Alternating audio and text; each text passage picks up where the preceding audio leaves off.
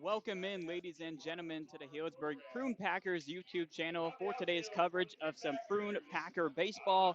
Hello, everybody. Jacob Van Roekel joined alongside the star Ryan Moffett for game one of three versus the Medford Rogues, who are going to be playing their first road game of the season, Ryan. A pretty crazy feat considering they've already played 40 games on the year. Coming down from Oregon, we saw their bus pulling in. Should be a fun series. Yeah, definitely, and it shows the Rogues 26 and 14 record. That's all at home though.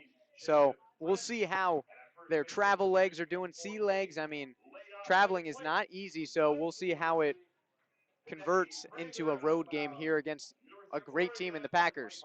Packers are 27 and 3, 23 and 1 at home. They've only played a few road series.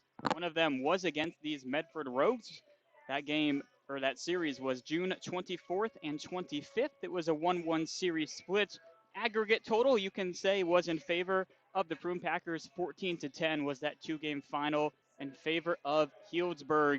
On the mound for your Prune Packers, the Oregon man, Tanner Bradley, plays at University of Oregon, now taking on the Medford Rogues. And he will be looking at this lineup announced by Medford. Top to bottom, Samuel Rivas, Ryan Severns, Johnny Alley, Christopher Ortiz, Garrett Barto, Orlando Cabarrubias, Isaac Hill, Trevor Smith, and Frankie Rutiliano round out the batting order for the Medford Rogues with black and green tops and light gray pants. As for the Prune Packers camo tops, you can hardly see them out there, Ryan, and white pants. Wasn't even aware they were on the field yet. I just saw some white pants and thought that was it. So it's a righty on righty matchup to start the ball game. First pitch a little bit early here in Healdsburg as we get things going at 5:55. So folks that are tuned in early, make sure you tell your friends and family that we've got action going on here at Rec Park. I'm not complaining. I don't mind an early start. Breaking ball catches the plate, and Tanner Bradley quickly ahead. Nothing in two on Rivas, hitting 222 so far on the year with just a lone RBI.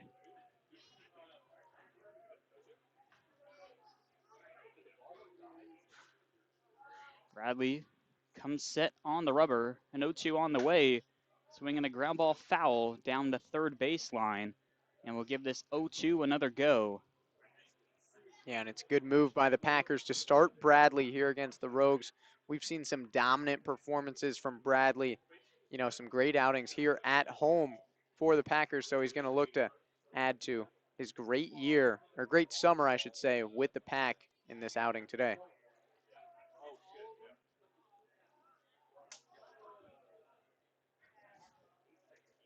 Rivas ready in the righty batter's box. Tanner Bradley once more ahead, nothing in two. The pitch on the way, breaking ball in tight for ball one.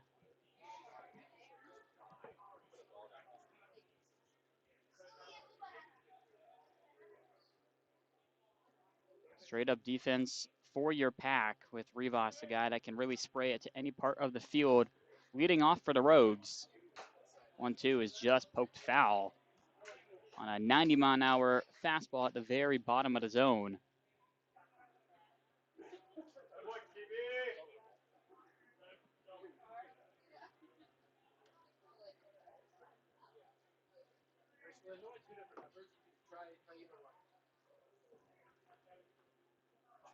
Bradley set for another 1-2 offering.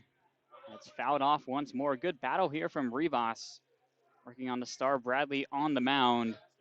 For the Rogues, we mentioned their 26 and 14 record. They have won 9 of their last 10, including a 3-game sweep over the Zephyrs just a few days ago. So two hot teams entering this mid-July series.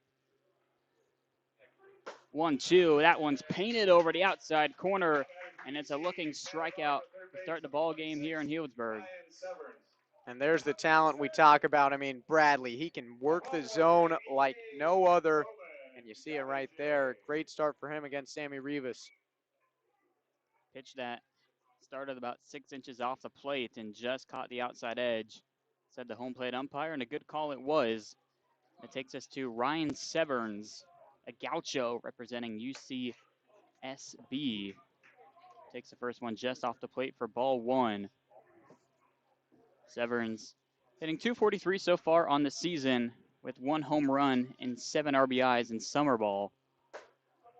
Takes that one top shelf for strike one called. Ryan, you get an opportunity to watch the Rogues last year in your time here? I did, and I've watched them this year. They've got a great broadcaster, so I checked them out when the Packers were on the road and got to see some sparks fly in Medford. But yes, I did catch them last year. But I mean, the Packers, I got to see the Packers go to work. But Medford Rogues, they're a great team here in the PEL as well. This one pulled foul on an off-speed pitch that Ryan Severns was well out in front of, but he's able to fight it off and see another pitch here from Bradley.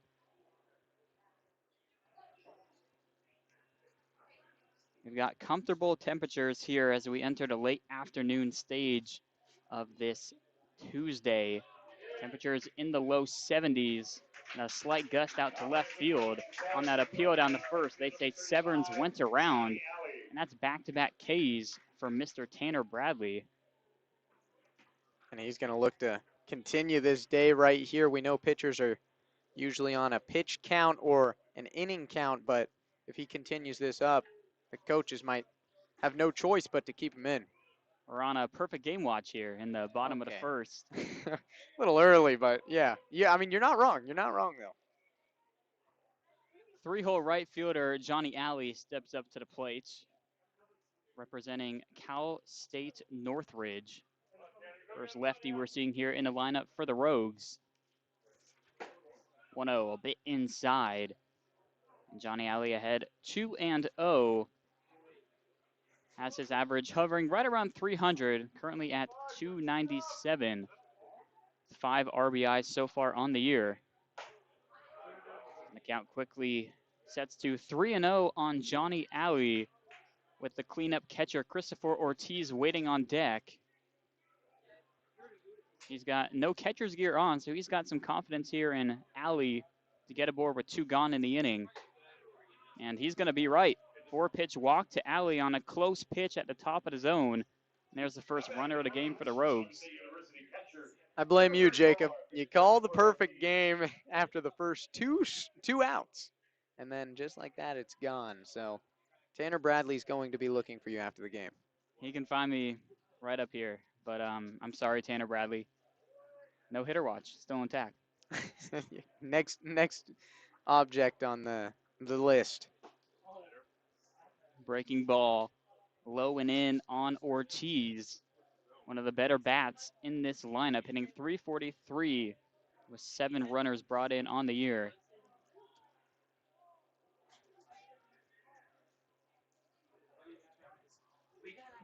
Bradley's 1-0 out of the stretch is tapped foul to the backstop to even up the count at 1-1.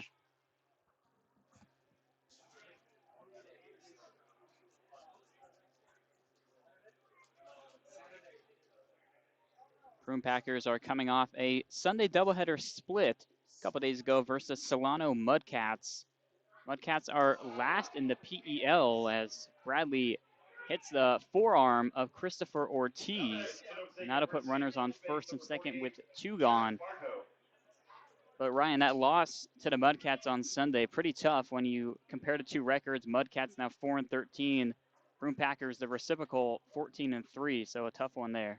Yeah, but the Packers did a good job at bouncing back that same day and getting the later win in this doubleheader. So, I mean, nothing too much to worry about, but you don't want to see the Packers getting down early in series when you know it's a team that they should probably beat. But the PEL is a very competitive league.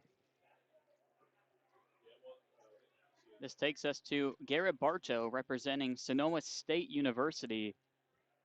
Bartow, alongside his teammate Ortiz, who's now on first, are going to have to find new homes with Sonoma State canceling their baseball program this past year. So tough scene for Ortiz and Bartow.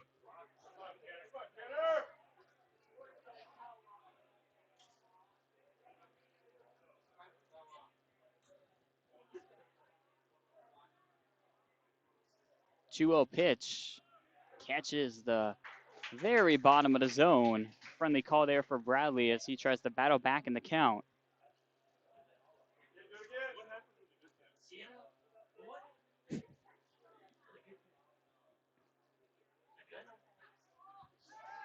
Bradley back over to second. Alley in with ease.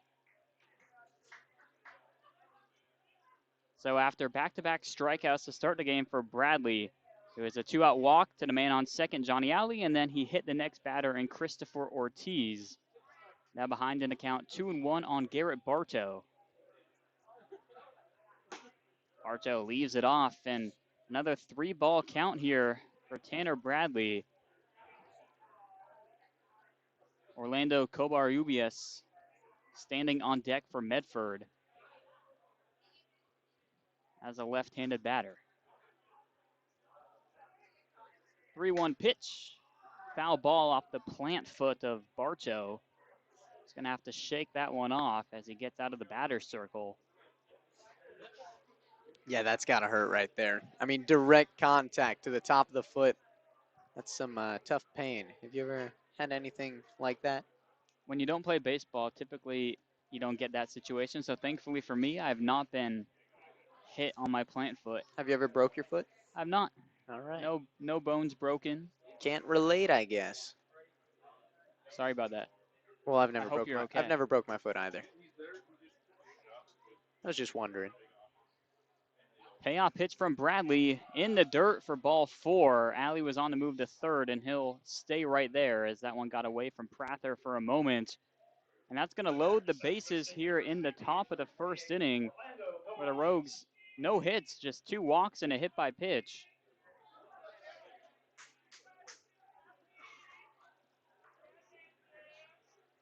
Orlando Covarrubias, the designated hitter for game 1 of 3 in this series, hitting just 182 with the average below the Mendoza line, but a really big at-bat to start the ball game.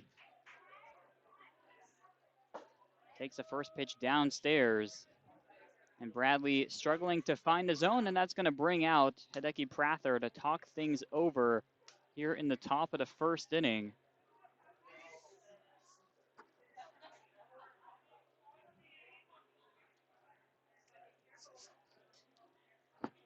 Hideki just quick words with Bradley before jogging back behind home plate.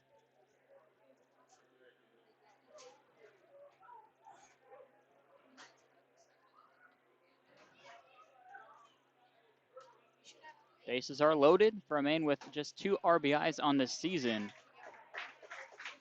Good location by Bradley out of the mound visit to find the zone and even up the count at 1-1.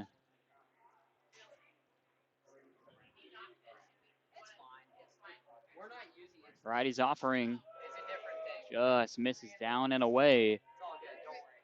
So Ryan, we're seeing a more patient approach now at the plate for these Rogues after that 2-out walk to Johnny Alley, and they're just kind of daring Bradley to find the zone here. And right there, Jacob, take it. Oh, out to right field. Alex Leopard comes in and makes the play on the run. So they do swing the bat on a pitch middle, but a weak fly out to right ends the inning. The Rogues strand 3, and we stay scoreless as we enter the bottom of the first.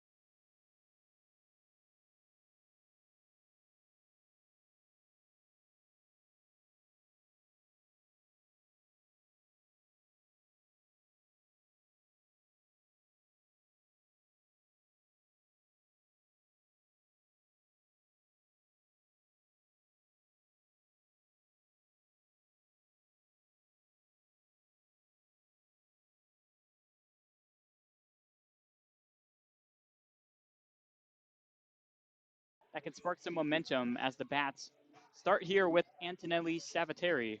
Yeah, another guy that's been great for the Packers, and he's leading off for a reason. Had a stellar performance last week when I was away. Hugo got to interview him, ask him about his favorite pastas, maybe even favorite brisket. Whole lot on the docket for Hugo. Pokes this one over to second base. Rivas picks it off the turf and throws out Savateri by a step for a one pitch, one out start to the bottom of the first.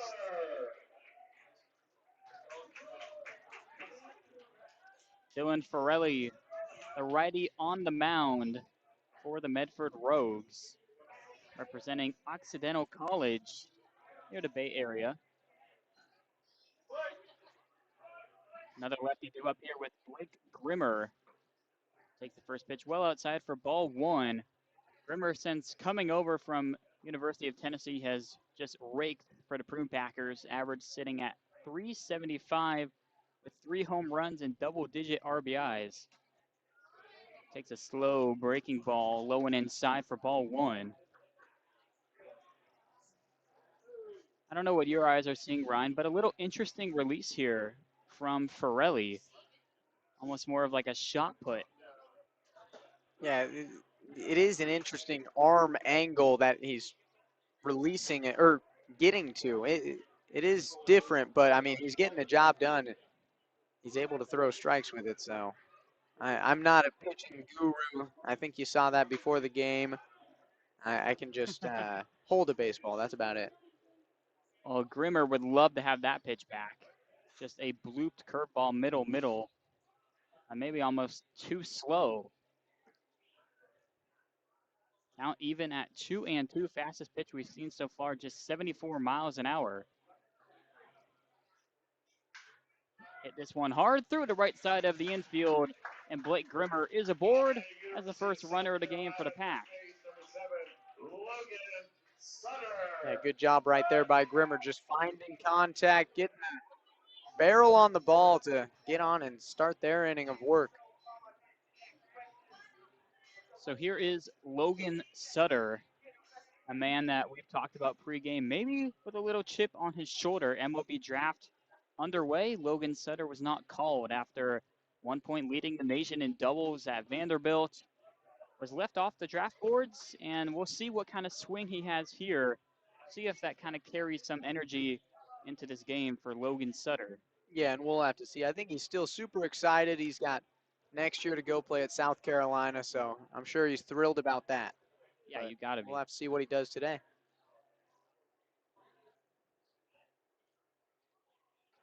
Takes that pitch just below the zone. Sutter hitting 231 in summer ball. Also three home runs, 8 RBIs. Pirelli's 1-1 pitch hit in the air towards right field. Johnny Alley back at the track, pulls up at the wall and makes the grab with a couple feet to spare for out number 2.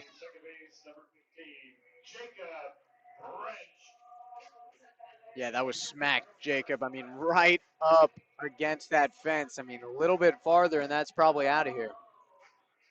That's one where maybe the pitch speed for Forelli kept that one in the yard. Not as much velo coming in, so not as much velo going out.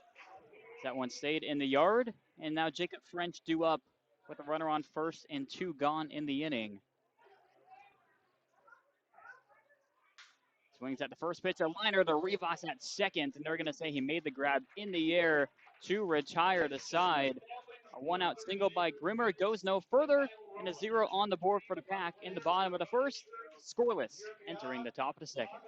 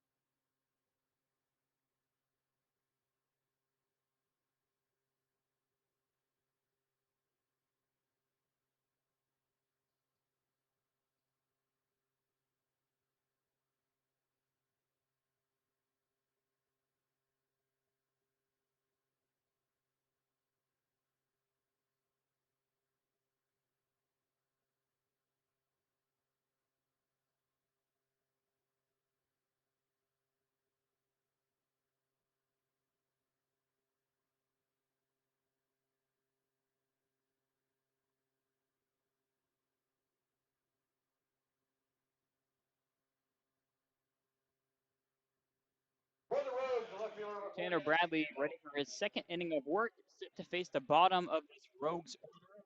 Isaac Hill, Trevor Smith, and Frankie Rudigliano coming up for the Medford Rogues.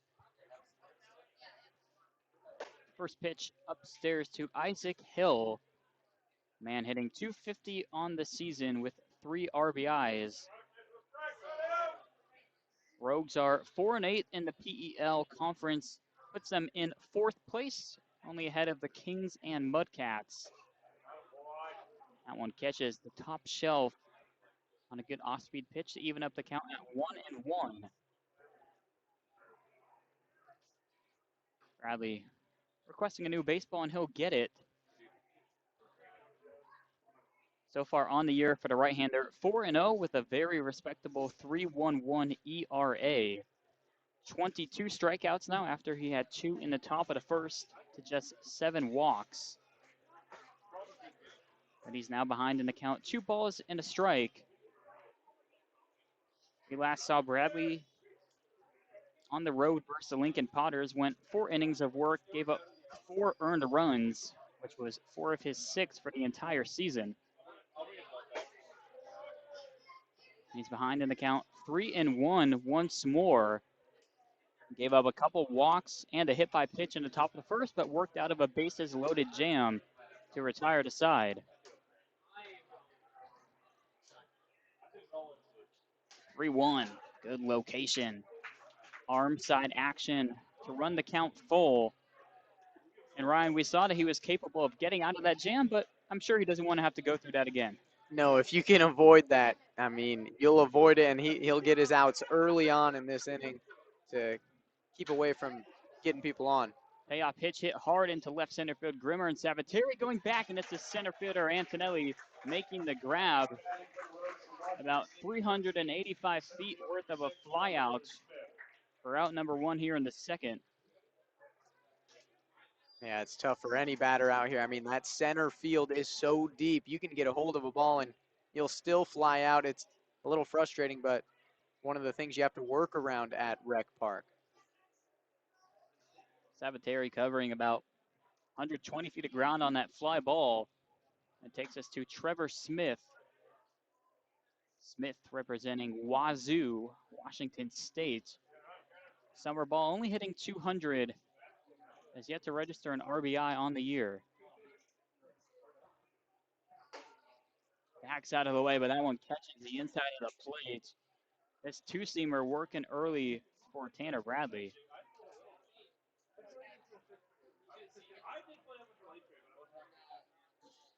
1-1 offering, sails high. So Bradley behind in the count once more.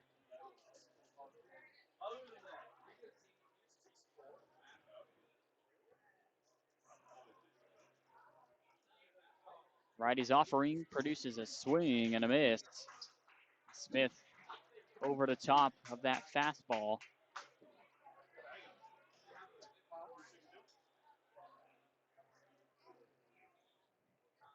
Bradley comes set.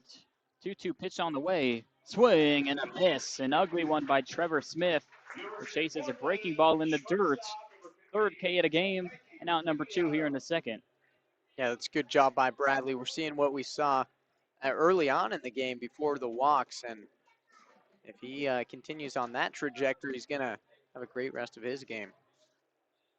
So just like the first, he retires the first 2 batters. Frankie Rutuliano due up next. Takes a 50-50 pitch called a strike in favor of Bradley and the pack. Rutuliano representing the University of Portland. And the shortstop is hitting .406 in summer ball. That's not in a limited sample size either. Rutuliano, a productive bat at the bottom of this order for the Rogues.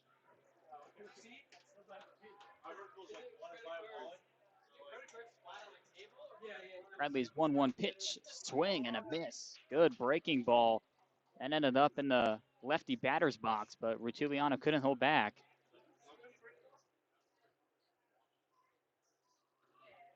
So he's thrown a couple that have moved glove side. We'll see what he goes with here on the 1-2 pitch. Swinging a ground ball over to third. Logan Sutter with a clean pick off the ground and a strong throw across the diamond retires the side. 1, 2, 3 go to Rogues in the second. Scoreless as we enter the bottom of the second here at Rec Park.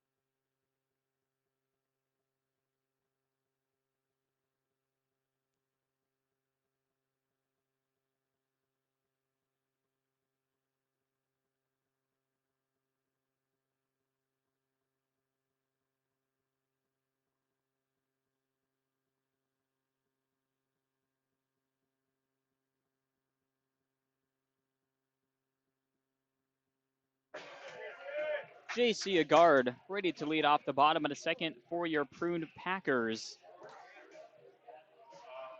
And we've already got a defensive change here for the Medford Rogues. Now playing first base, Kyle Norton. And out goes Bartow after one at bat in the top of the first inning. First pitch swinging is Agard. Weak ground ball to Rivas, who throws him out on yet another one pitch, one out start to an inning.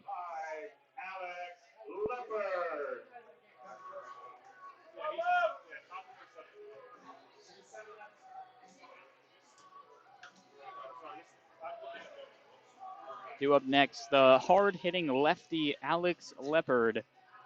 Couple home runs on the season with the average sitting at 237. He's capable of turning on a pitch at any time in a ball game. Swings and misses. A good changeup by Forelli.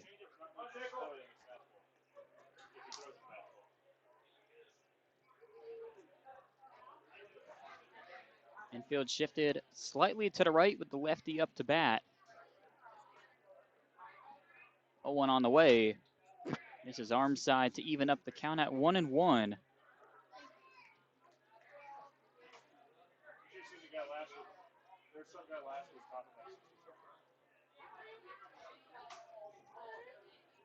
One out of the windup.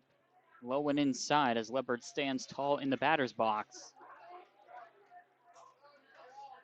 So this is where Leopard is dangerous here, Ryan, when he's ahead in the count, when the pitcher's forced to throw a strike, and he sits on one pitch, one location, and works out most of the time.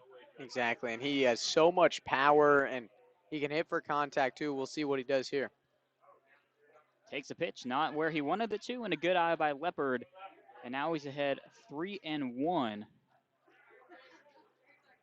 Coach Gomes, he's great at working with these batters, not only with, hitting the ball, but getting them to be patient batters and waiting for stuff that they like, and it's shown this season and the prior seasons. 3-1 droops in and catches the bottom of the zone, and the count runs full.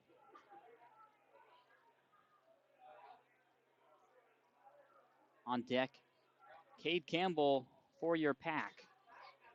3-2 is outside, ball 4. First walk of the game, charge to Forelli, second runner for Healdsburg.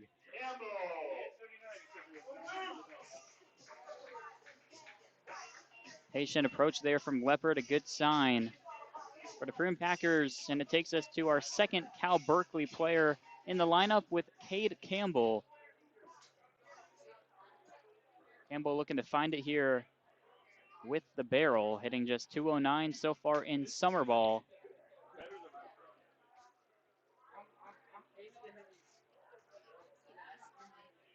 Rivas and Rutiliano in double play depth for Medford. 1-0 pitch. High pop up. Ortiz never saw it. Norton points in the direction, and this one sails on top of the grandstands.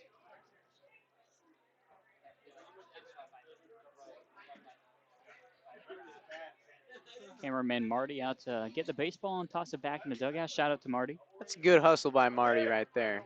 He's got good drive and he's willing to work while also taking some great pictures, I would guess. Or the lens covers on and he doesn't know. You'll have to find out on the Prune Packers official Instagram page to see what Marty pulls off this game. Borelli's 1-1 pitch outside for ball 2. Leopard's been dancing off of first base. He gave about a halfway run down to second a couple pitches ago. And Dylan Ferrelli certainly has his eyes set on the Triton. 2-1 pitch. Another pop-up. Backside of the infield. Rutuliano drifts back. Hill is going to let him take it. And the shortstop makes the grab in shallow left center field for out number 2. I think that's what they call a duck fart in baseball, don't they, Ryan? Is that a term? I'm not aware of it. I was just made aware of it today, but I still don't know what it means. Is that actually what that is? I think we just saw a duck fart. Holy cannoli. You only see that once or twice in your life. The real thing. That you probably see all the time in baseball. What about you? You ever seen it? The real one or the baseball one? Let's not talk dirty. I'm talking baseball. Right? I've seen that a lot, especially normally when the Packers are on the mound, and the pitcher jams a batter. I see a lot of that. Typically not the other way around. That could be nasty. We'll see if Cade number 2, Cade Ladoff, can barrel one up here. 2 gone in the inning with a runner on first. I would imagine the first time through the order, if Ferrelli stays in, it's going to be a little harder for the Packers the first time up. They're not used to seeing this kind of speed with so many D1 talents. So it's hard on the eyes and the timing with their leg kicks and the motion they have in the box to just get used to seeing low 70s every pitch. Yeah, we've seen that early on in the season with Packers getting off to a slow start, and it's usually that first time through the order, just getting to know the pitcher, seeing what he's working with, and then after that, all hell breaks loose. Leopard in with ease on the pickoff to first. 2-1 count to Cade Ladoff, a Michigan Wolverine, who's played well for the Packers so far. 359 average, 15 RBIs. Pops that one foul behind home plate.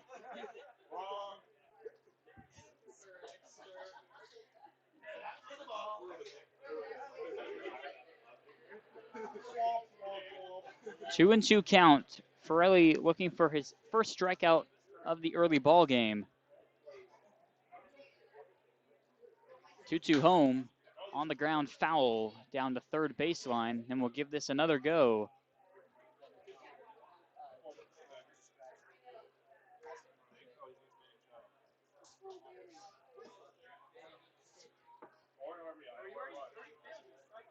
Ferrelli looks like he's got some dirt in his eye as the hat's off and the left hand is in the eyeball, and he is now good to go on the mound.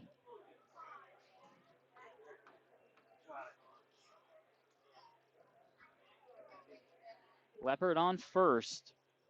And a 2-2 to the plate. Misses outside for ball 3.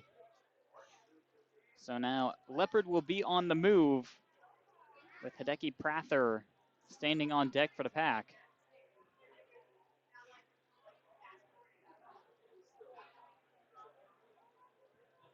Borelli comes set. Payoff on the way. Swinging a jam shot to left field, and it's gloved by Hill as he leaps and makes the grab just shy of a warning track. It's only a short distance out to left field, but that one stayed in the yard. And we head to the third inning and a scoreless game early here in Healdsburg.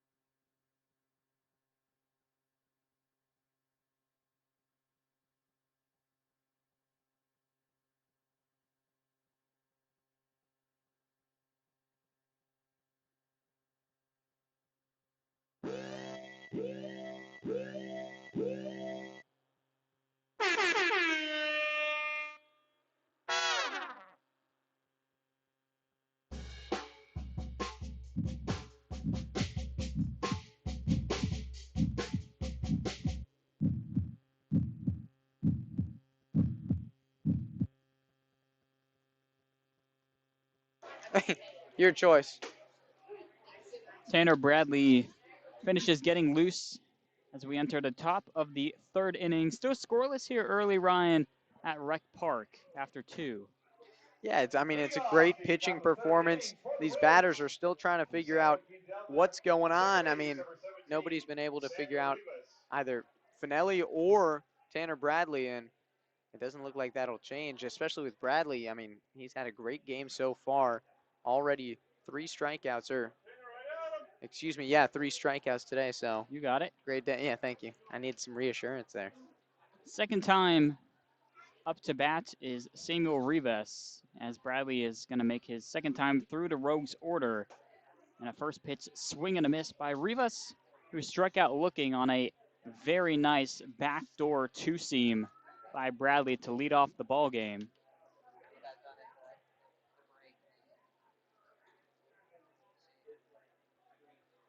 Bradley's 0-1 offering, low and outside.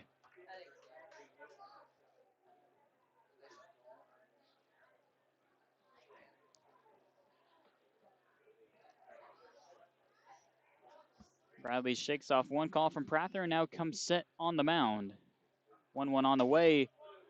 Front hit breaking ball. Nice movement there from Bradley to get ahead in the count 1-2.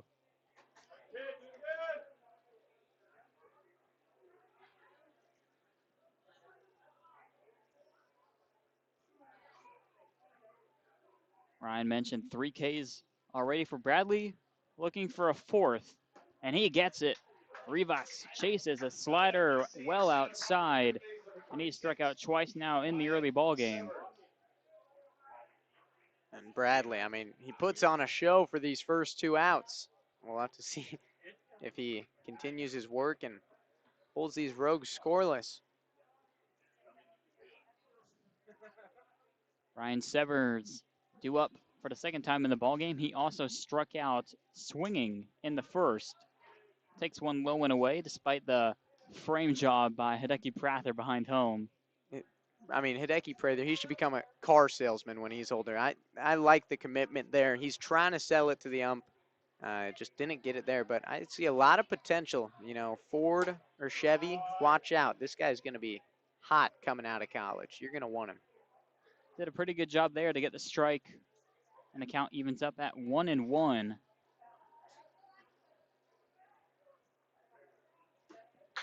This one hit hard into left field, and it'll drop for a base hit. Blake Grimmer goes over to cut it off, and he's going to hold Severns to just a single in the first hit of the ball game for the Medford Rogues.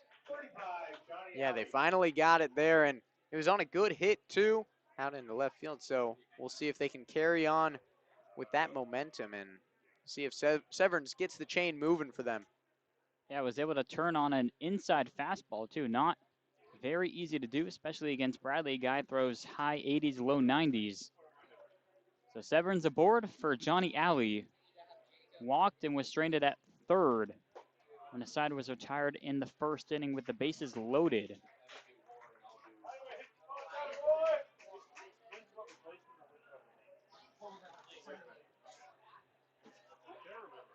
Bradley with a deep breath. The 0-1 out of the stretch. This is the outside edge for ball 1 in the count. So Bradley's a guy that has gone 4 innings of work, really every start so far this season. 2 1/3 strong so far, but misses outside on back-to-back pitches. Johnny Alley now ahead, 2 balls and a strike.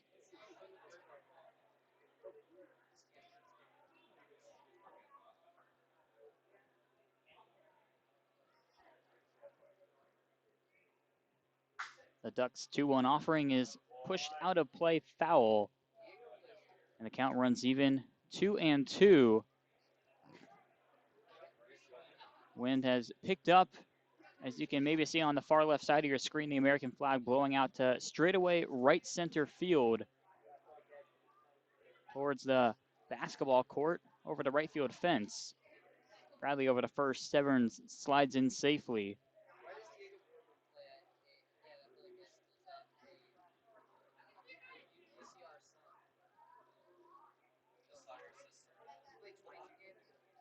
Bradley set. 2-2 pitch.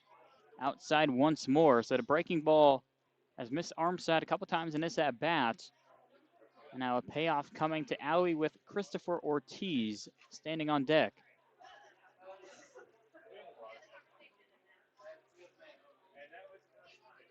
Payoff pitch. Fly ball, shallow right field. Jacob French giving chase near the right field line. Pulls up and makes the grab in fair territory for out number 2.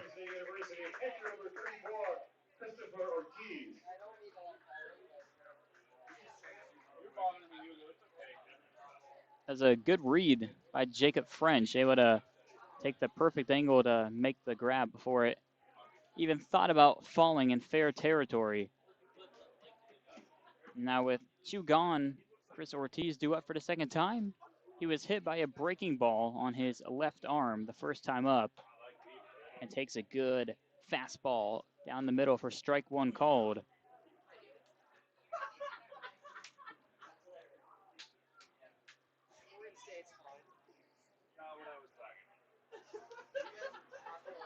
Bradley ahead 0-1 for the third time in this inning. And the slider misses away badly to even up the count.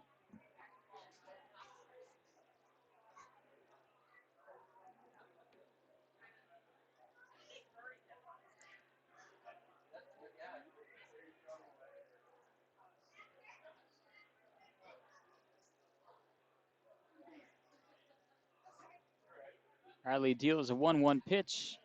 Misses away, so from 0-1 to 2-1 in consecutive batters.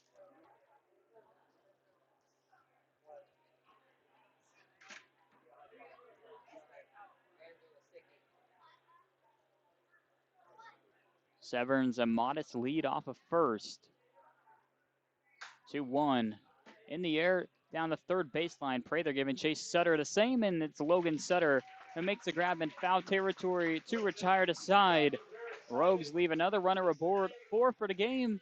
Zeros up on the scoreboard and left as we enter the bottom of the third.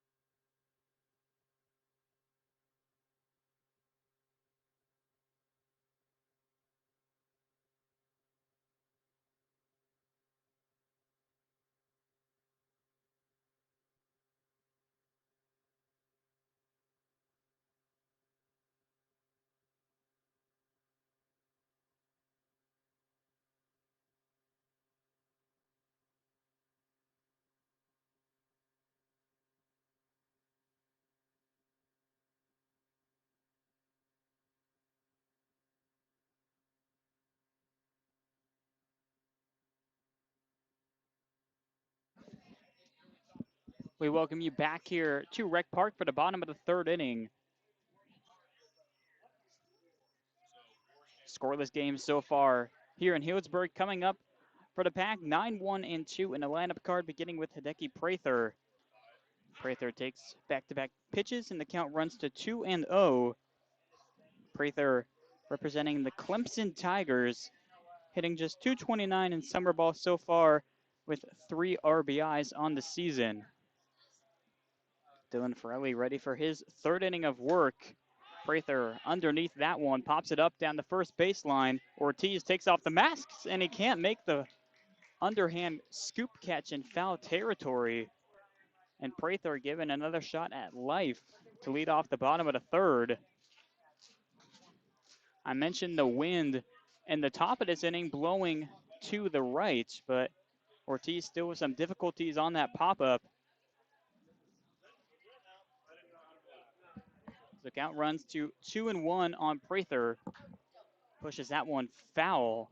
Tough to be late on a 72-mile-an-hour pitch, but Prather able to show us a little something new. Borelli, 1 hit and a walk allowed. Just 2 runners so far for the Pack. 4 for the Rogues. And Prather behind once more on a middle pitch at 71.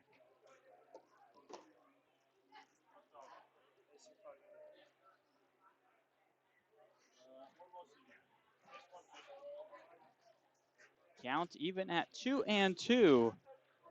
The pitch to Prather well downstairs as it skips about 3 feet in front of home plate to run the count full. Antonelli Sabateri, the man on deck for the Prune Packers.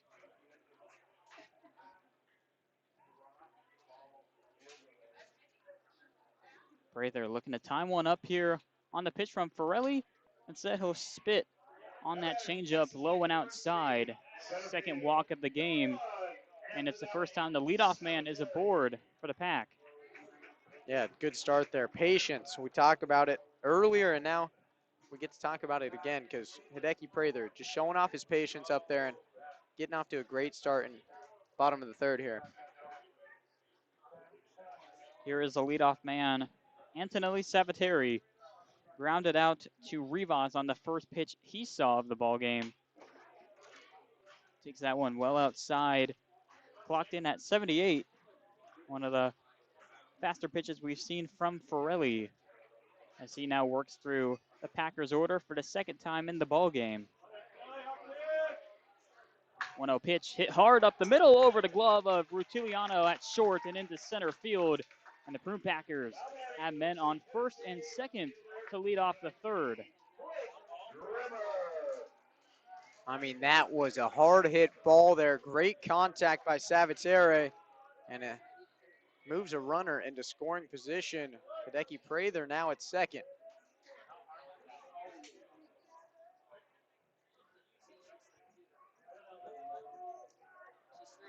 Blake Grimmer due up, singled his first time up. Single would give the Pack a good chance here at breaking open this scoreless streak we have in the bottom of the third. Takes the first pitch. Back pick over to first. No one was covering the bag as Norton was about 10 feet behind the bag. Looks like they would have had Savateri caught, but thankfully Norton is not close enough to apply a tag. Heads up play there by Christopher Ortiz. Yeah, good job getting it down there, and good job stopping it there. I mean, just to keep it in front of him to avoid Prather or Savitere advancing. 0-1 pitch is outside for ball 1 in the count.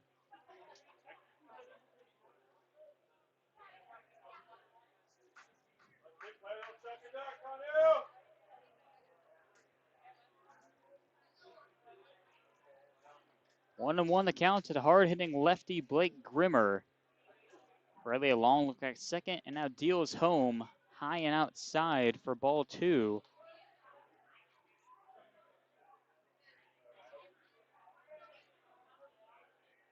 Similar to what we said about Alex Leopard, this is where Blake Grimmer does his damage when he's ahead in the count. 3 home runs so far. Tied for the top on the squad. Takes that one low and inside, and he's now ahead 3 balls and a strike.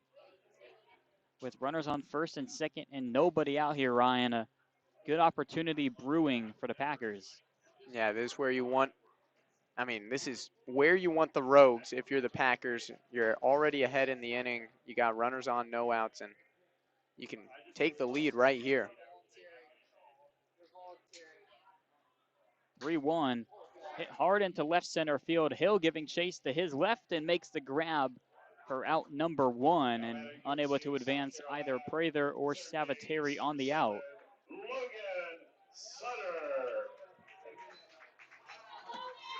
So now the heart of the order starts to come up, beginning with Logan Sutter, the 3-hole third baseman. Flew out the other way his first time up. If he can hit it a tad bit harder this time, I mean, that's a 3-run shot for the Packers. He crushed it out into right field, just not enough juice on the ball. Sutter swings at a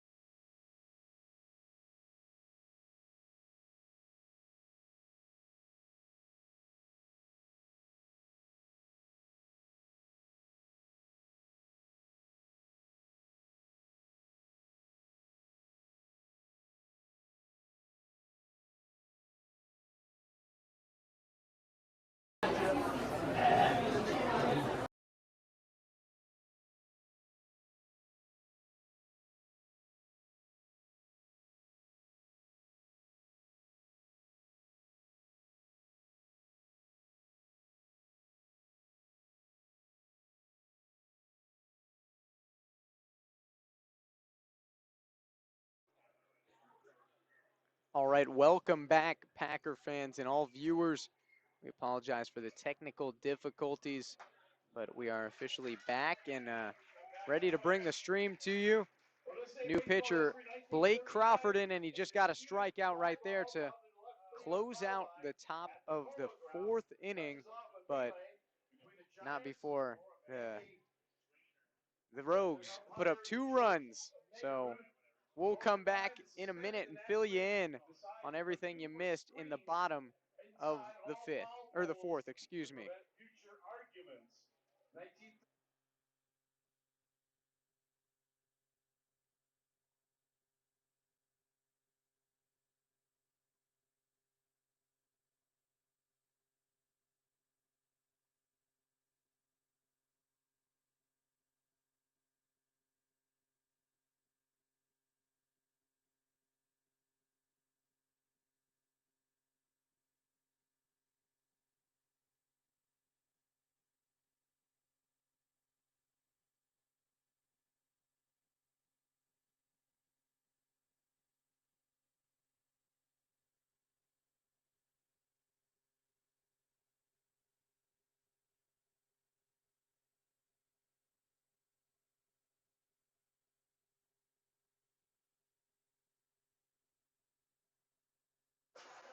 All right, welcome back, viewers. Ryan Moffett here alongside Jacob Van Roekel. We're happy to bring you the great game today between Packers and Medford Rogues. And Jacob, we got to fill the fans in on what happened last inning. We saw a monster home run and some great offense from the Rogues. You want to fill them in? Yep, so not sure when we lost power, signal, camera, audio, etc., but the inning started off with a walk to Kyle Norton. He stole second, advanced on a balk to third, and then a sac fly by Isaac Hill brought him in. And then with 2 outs in the inning, Trevor Smith elevated a solo home run to right field, and that was the 2 runs put up by the Rogues. And a weak hit ball right there, but good job by the defense to beat French to first for out number 1 here in the bottom of the 4th. Yeah, that was a tough play by Rutiliano, and it's short. Momentum almost taking him away from first, and a very strong arm to retire Jacob French, who runs pretty well.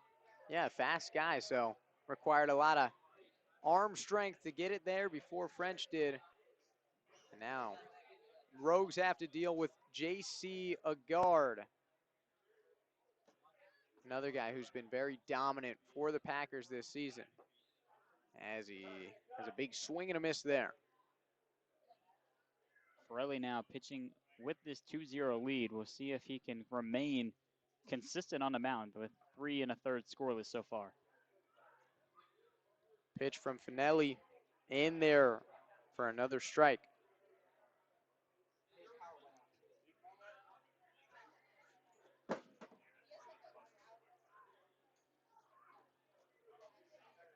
The pitch swung on and fouled over towards the dugout of the Packers. Coach Gomes didn't flinch at all. Hard to flinch when you are looking down at your phone. Coach Gomes, Maybe he's on TikTok. maybe he's on TikTok. Wonder what his For You page is like. I mean, Prune Packers at TikTok, or at Prune Packers on TikTok. There you go. There's the plug. The plug for the day. Do you follow him, Jacob? I do. That Proud sounded follower. like a lie. I don't trust you. Give me a polygraph. Never done one. I Have would you ever fail done it. one? Nope. Nah. Staying away from him, I see. Sign of a liar. Just saying. So you've done one? No, I'm a liar. I just don't like to be tested on it. So it's a 2-2 count for J.C. Agard. Still working against Dylan Finelli. And his pitch missing outside.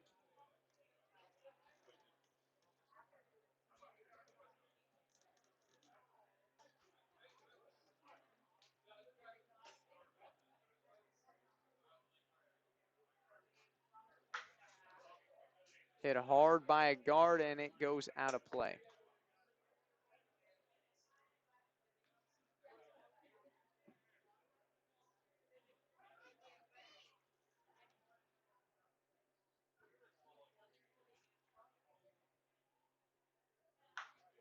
Agard grounds this over to the shortstop. And a good fielding job there to get Agard out at first. So now 2 down here for the Rogues. Yeah, a couple nice ground ball plays by Rutuliano at short to start up this bottom of the 4th inning. And that's all we've seen so far from the Packers. Contact after contact, but just unable to find gaps in the infield or in the outfield. Finelli, 0 strikeouts so far and a lot of ground balls. Now Alex Leopard coming up to the plate, and this hit hard first pitch out into center. Camping underneath it is Smith for out number 3. 3 up, 3 down. Medford Rogues and Finelli taking care of business here in the bottom of the 4th, and the Packers remain scoreless and down 2 runs to the Medford Rogues. We'll be back in the top of the 5th inning in just a few moments.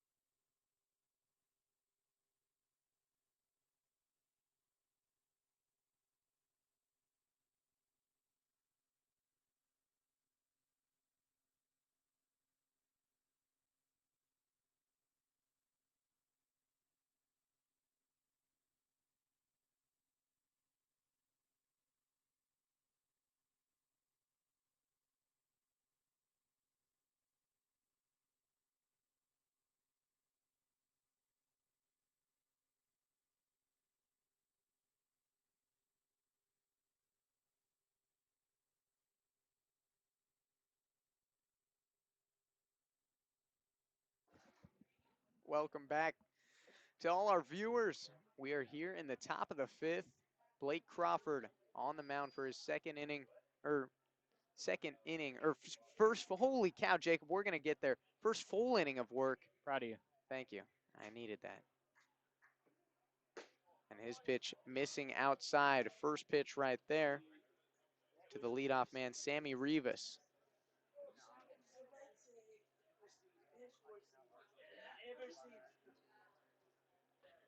Crawford also out of Oregon, so 2 Ducks on the mound today for the Prune Packers, and gets a strike right there. Count goes 1-1. Yeah, we saw Crawford replace Tanner Bradley, his teammate, in the top of last inning with 2 gone in the inning, and he got a quick strikeout to Rotiliano to retire the side. And his pitch missing up high there. Count now 2-1 to Sammy Rivas. Ryan, you got to think Rivas is happy to see Bradley out of the game after he struck out 2 separate times against Tanner. Yeah, he had his number today, and maybe he'll blame it on travel, having to drive down from Oregon, but I don't know. Tanner Bradley, he got him twice and probably not feeling too good, but a new look for him now here against Blake Crawford. So 3-1 count. Crawford delivers, and he's not going to get the strike call there. Just below the zone, and it's a walk there for Sammy Rivas. Gets on for the first time today. 4th walk allowed by Prune Packer pitching. Not something we're used to seeing, is it, Ryan? No, definitely not. Pitchers usually attack the zone and live off either striking guys out or inducing weak contact, and this infield is so good that we see it so often, just turning double plays or making great plays in the infield to help their pitchers out, but not as much today. And another ball there from Crawford outside.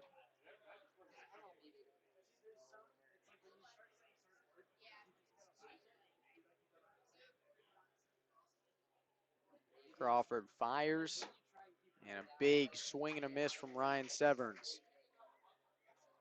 Bradley was high 80s, low 90s. Same velo early here for Crawford after he's seen 2 batters in his relief appearance.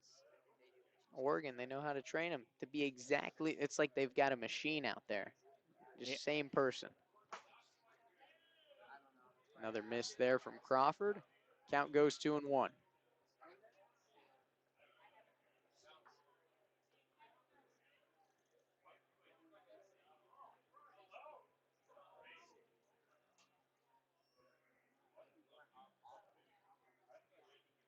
The 2-1 pitch fouled back into the fence. So now it is 2-2 here for Severns. That one was about 8 inches outside the zone, and Crawford's just been missing arm side with the heater so far. Look to see him get through a pitch here on a 2-2. Looking to put away Severns. And there it is. The swing and the miss. Severns goes down. And make it strikeout number 2 on the day for Blake Crawford. I guess you don't need to find a zone if your stuff is that nasty and that hard. Severns swinging out there blindfolded. Yeah, and blindfolded. Have you ever seen Bird Box? I tried not to watch it. I was trying to be another character in the movie. That's smart. I mean, I'm all about method acting, so I respect that approach. This chopped and over to Campbell. He fields it and throws it to first for out number 2. Good job playing it off the hop there by Campbell. Yeah, no real shot to get Rivas running over to second for a potential inning-ending double play. So heads up by the veteran Cade Campbell to take the sure out at first and then trust Crawford to do the rest on the mound now. Yeah, it's up to Crawford here against Chris Ortiz.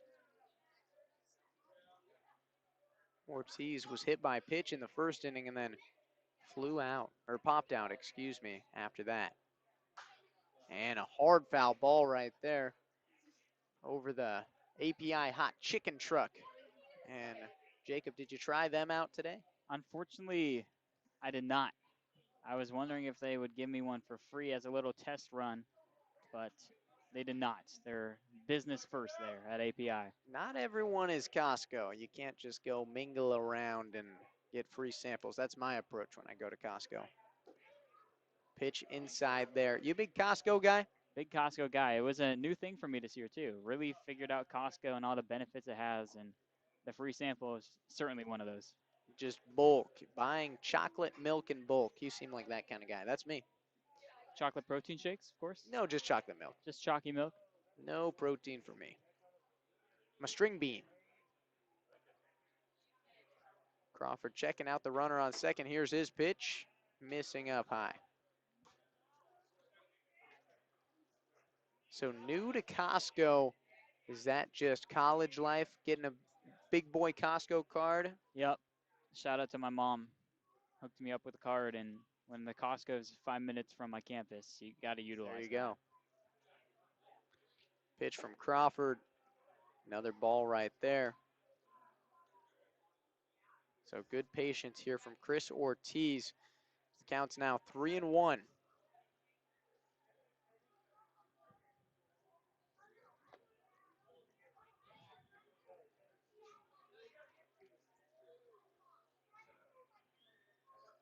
Pitch from Crawford, and that is way up high. And Ortiz will get the walk over to first. 2 on now for the Rogues, but 2 out. Just another arm side miss from the lefty Blake Crawford with that fastball. Put the glove over his mouth after his second walk in the inning. I'm sure he's not very pleased with himself, but the location of his fastball is in this inning. You think he said a dirty word? You know, I'm not going to guess what he said here. All right. Ryan. Maybe after the inning, I'll give you my thoughts. All right. I'm looking forward to that. Is there something you always say to yourself when you maybe throw a ball or make a mistake? When I'm on the mound, Or just make a mistake, stub your toe. stub my toe. Maybe a holy cow. I'm a big holy cow guy. That or bazinga. I'll be bazinga, man, that hurt. That's just me, though. So maybe he said bazinga. The pitch in the corner of the zone. Make it 0-2 now. Great pitch from Crawford there. Get to that 0-2 count. Ryan, if we get a strikeout here, I'm going to need a bazinga call to end the inning, all right? All right. I usually say it out of frustration, but I can do it for you. You can act like you're the hitter. Exactly. Norton. Grounder over to the second baseman, French, and there you have it. Out number 3, and Norton will head back to the dugout saying bazinga. And we'll be back in the bottom of the 5th in just a few moments.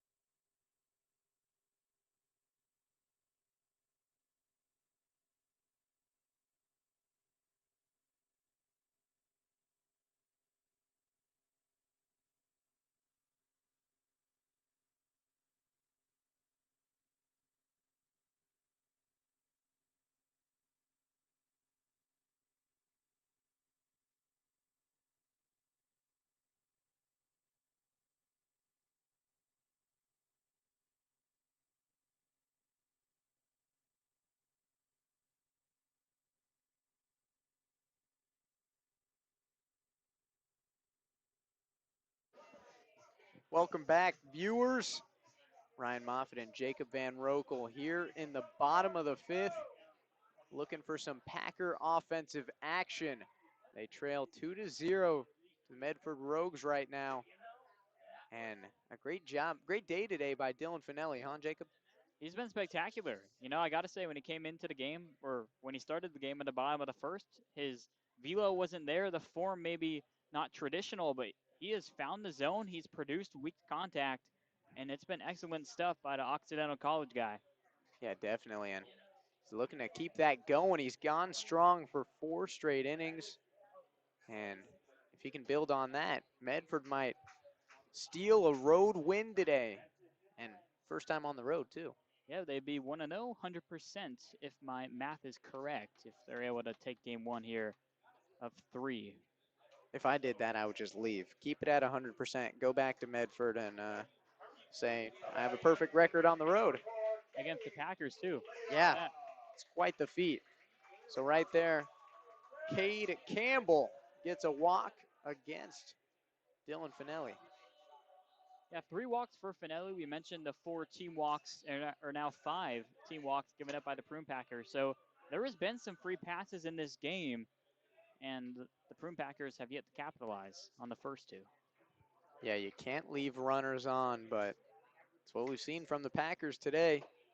And great pitch right there from Finelli to get a strike against Ladahoff.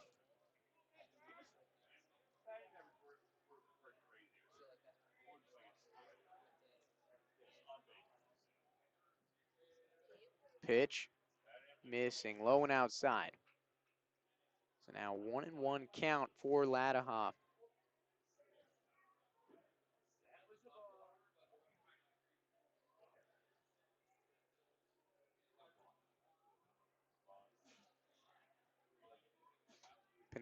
Finelli fires and another miss there. 2-1 count. Ladahoff looking to get started here today. Flew out in his first at bat. And I like the patience so far from Ladahoff. Seeing a few more from Finelli, make him work, because he's gone 4 strong so far. And he'll hold off on that. They're checking with the base umpire. He's saying he didn't go around on the check swing. So now 3-1 count for him.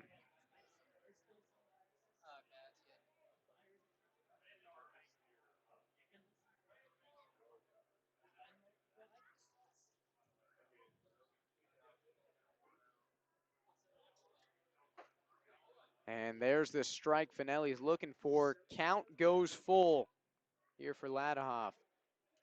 I think that's a pitch that Ladahoff would love to have back there. That was a home run derby pitch like we were seeing last night. Yeah, a bit of a meatball, as these stat guys would say to our right. And a hard grounder right here gets through. The diving attempt from Severns, no good as it gets past him, and Ladahoff with a single there. Good start once more to an inning. We saw this in the bottom of the third. Leadoff walk and then a single, but just 2 batters later, the inning was over and no runs came across. So, second chance now for the Packers to get something on the board. Yeah, the Cades come up big. Campbell and Ladahoff both on now for the 9-batter Hideki Prather.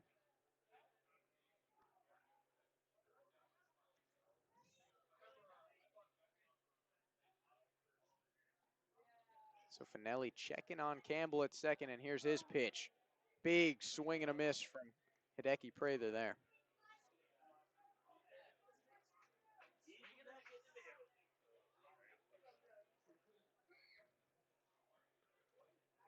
Prather with a walk in his first appearance, looking to drive a runner in, and turning around Finelli, making sure Campbell's not up to anything, naughty over there at second. I believe that's what the pitchers say. I think that's exactly what he said. No naughty things back there.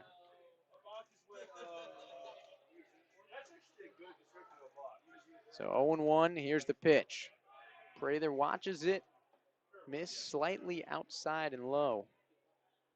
Yeah, worst case here for Prather. You just got to get the runners over in any way you can. Because, like I said, in the third, the runners didn't even advance after first and second, nobody out. So, with the top of the order coming up, especially, you just got to move everyone over 90 feet. Exactly, do a job. And that one fouled back and up into the netting. Count goes 1-2 now for Prather. Good hustle there from our ball boy. Shout out to him. Hey, great work, man. Hustler. That's what I call him. I don't know his real name. Just say Hustler. The certificate might say that. You never know. Maybe. I'm not sure. Do you dream of being a Prune Packer ball boy one day? That pitch right there hits Hideki Prather. And look at that. He gets the job done, moves him up 90 feet by using his body. So now bases loaded for Antonelli Savitere. Well, I'd rather be a ball boy that just picks up the gear after getting hit by a pitch than be the guy that gets hit by the pitch. Yeah, that's not as fun. But this ball boy is working hard. You should treat him to some API hot chicken or some All Kona right. Ice, our two vendors here, Ryan. Not a walking charity. I would buy some for myself. I'm sure he can bribe some player to buy it for him. It smells great though, no? It smells wonderful. It's tempting, Very. but I am like you, where not a walking ATM, unfortunately, at this moment. Well, that would be cool if you were. It would be pretty cool. Maybe for Halloween I can try it out. Not gonna work. It's an intricate costume you gotta put together. You know, if you could have one superpower, what would that be? I think I'd be an invisibility kind of guy. That's creepy. Use it for good. I, I don't know what good gets done with that. I could be a spy. I could That's help us out. who's us? Anyone on my team. Wow. I don't know. Sounds shady, man. You gonna check out that new superhero or Superman movie? Should I? I don't know. I haven't checked it out, so That makes not two of us. inviting you on a date. I swear. Dang So it. let's keep it professional. 2-0 count for Savitere. Working against Finellian. He's got bases loaded. The pitch swung on, hard hit out into right field, tracking it and backing up, and it gets out of the reach of Johnny Alley. And that's going to bring in one run. A costly error right there. I mean, Johnny Alley, it looks like he just lost track of it or overran it. Yeah, I'm not sure if he thought it was gone and he was preparing to have to make a leap at the wall and try to rob a grand slam, but that one ends up landing about 5 feet short of the wall. And we have seen the wind most of the game blowing out towards his position in right, but now the American flag is actually blowing out towards left field. So maybe that did throw off Johnny Alley. And that gets the Pack on the board and still nobody out here in the fifth. Yeah, great spot for them and a great spot for Blake Grimmer. Still bases loaded, and like you say, no one out. So the Packers with plenty to work with here. They've just got to put some balls in play and be smart batters. Pitch from Finelli. In there for a strike. Well, I don't know if it was in there. It was for a strike, but Well, maybe not in the zone. I have to agree with the umpire. You got to go with what he says, even when it might not be in there. A grounder over to the second baseman, or the first baseman steals it, and they'll get the out over at first, but Ladahoff comes in for another score, and we've got a tie ball game here, Jacob.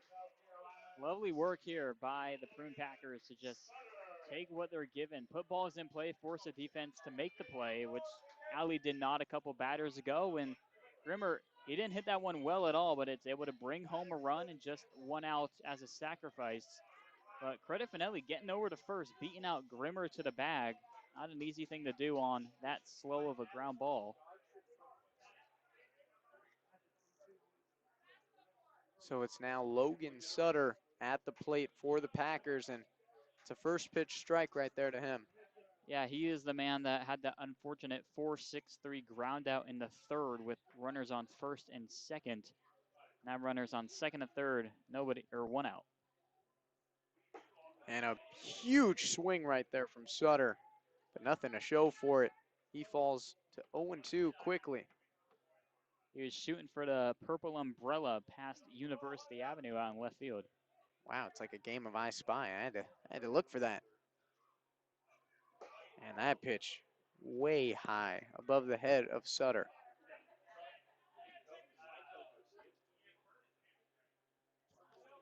So 2 on in scoring position for Sutter and only 1 down. Pitch from Finelli.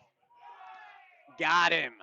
Sutter goes down looking, and he is clearly frustrated with the call there from the umpire.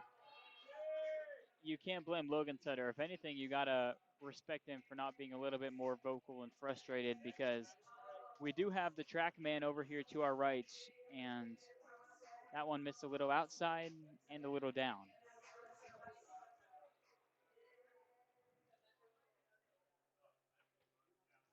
That's the first strikeout of the game too, Ryan, against the Pack.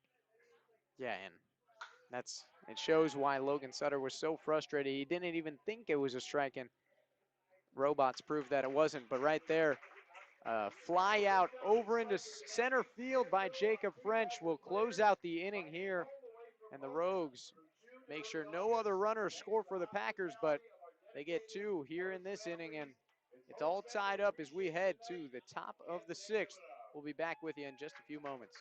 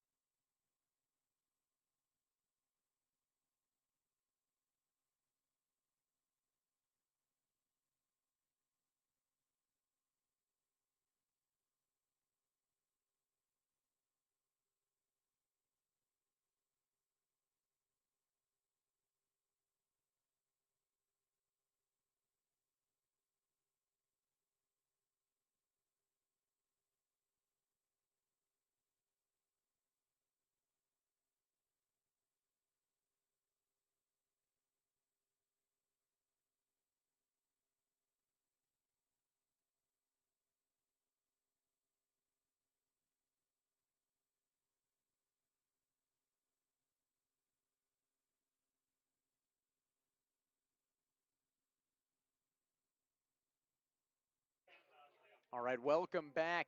Blake Crawford still on the mound for the Packers.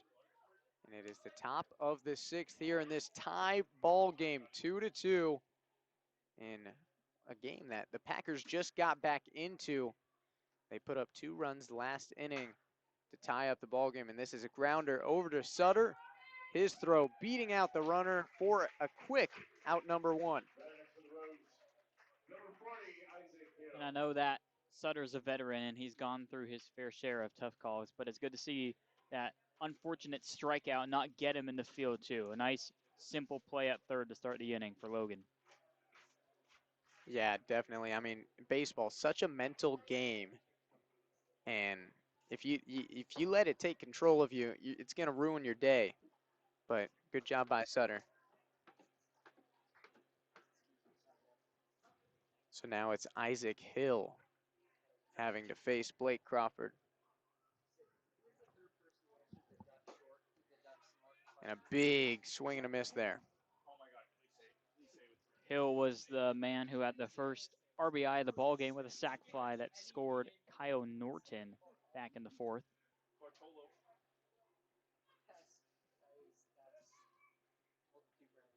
So 1-1 count. Here's the pitch, and down low there. Goes to 2-1.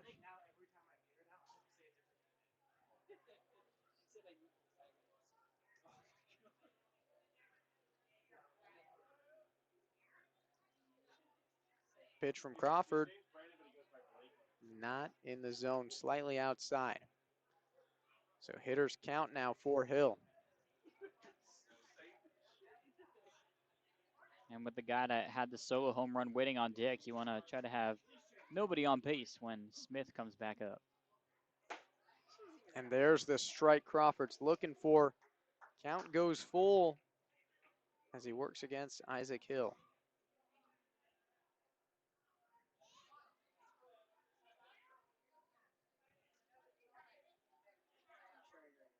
Crawford delivers the full count pitch, jams uphill, but is able to foul it off. And that's a good sign from Blake. He's been struggling to find the left half of the plate with that fastball. That one well located on the inside edge. And Isaac Hill, as you mentioned, Ryan, jammed on that foul ball. So another full count pitch, and Crawford wins the battle there. Puts him down swinging. 3 strikeouts on the day for him now.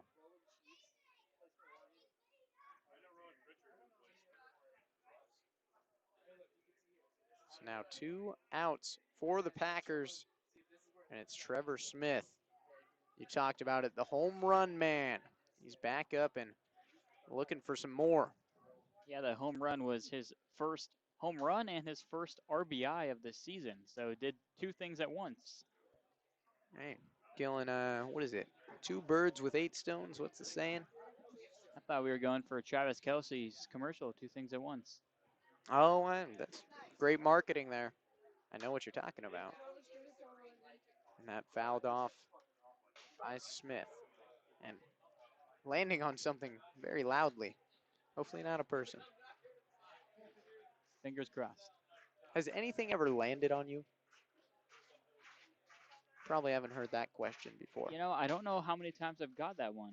I've got raindrops and snow that have landed on me. Well played, Jacob.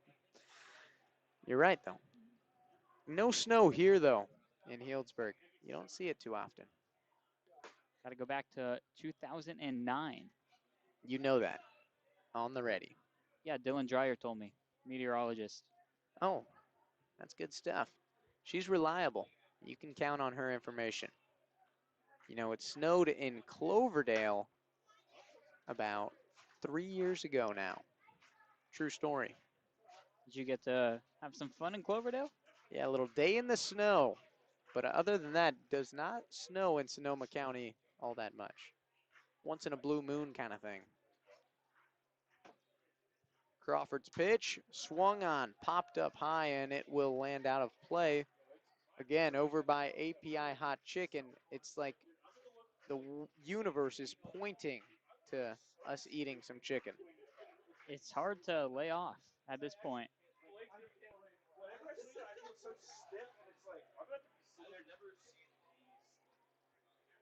The 2-2 pitch, and it'll miss outside.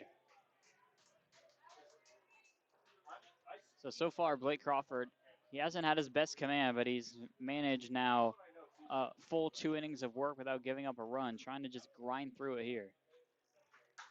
And the grind continues for him. Popped up, shallow infield, and it will be caught by Cade Campbell for out number 3. A great inning of work from Blake Crawford. Holds the Rogues scoreless, and the Packers will look to take the lead here in the bottom of the 6th. We'll be back in just a minute.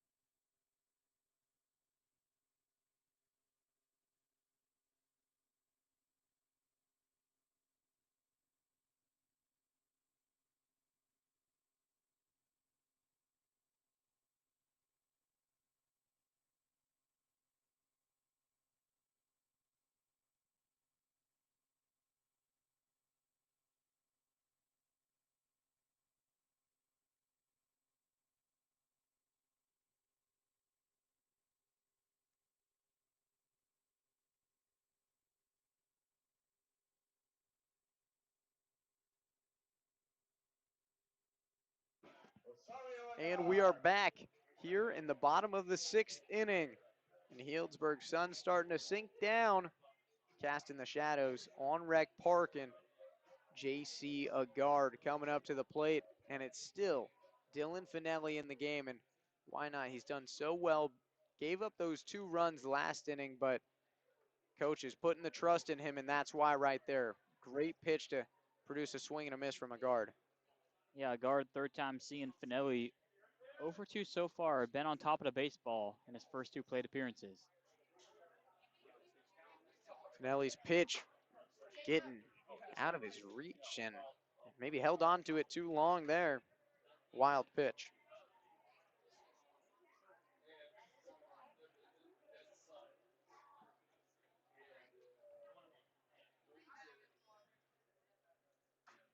Agard takes a swing at it and fouls it back. Yeah, you brought up the sun starting to set. Agard is rocking some nice shades. Got a yellow-orange tone on those sunnies. It's a staple in his game day swag. I mean, I don't see him play without those shades on, and that right there fouled out of play.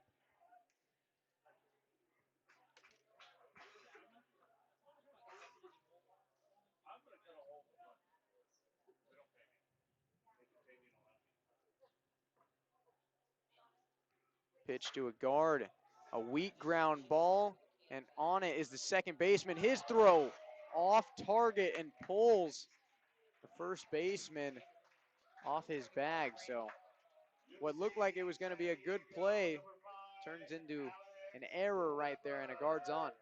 He is indeed on. It looked like Kyle Norton thought about going for that baseball and then realized who's going to cover first. So he went back to the bag. Rivas, just a long run moving to his left. Might have got him with the good throw. I would be surprised, though, if that was an error instead of the third hit of the game. But it puts one on regardless for Alex Leopard. You know what I haven't seen in my time here? What is that? The home run chain, and I think we're due here. Wow. I mean, you haven't lived until you've put that one on, or that one of the 2 chains on. And this one lined out into center, shallow center, and it drops for Alex Leopard. He gets a hit right there.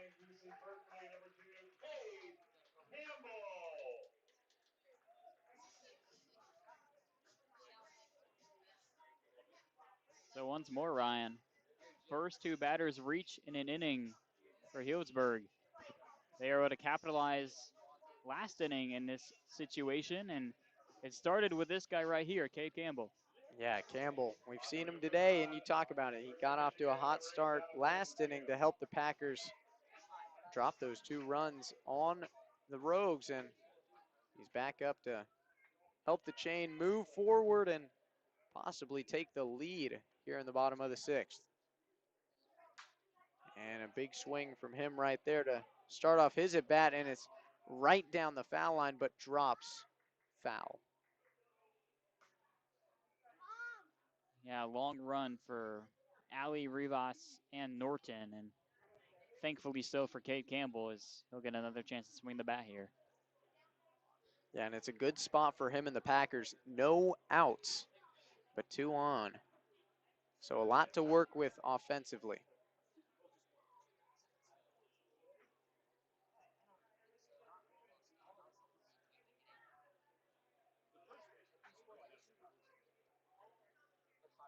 And showing bunt right down the third base line. He's going to flip it over to third. Doesn't get him.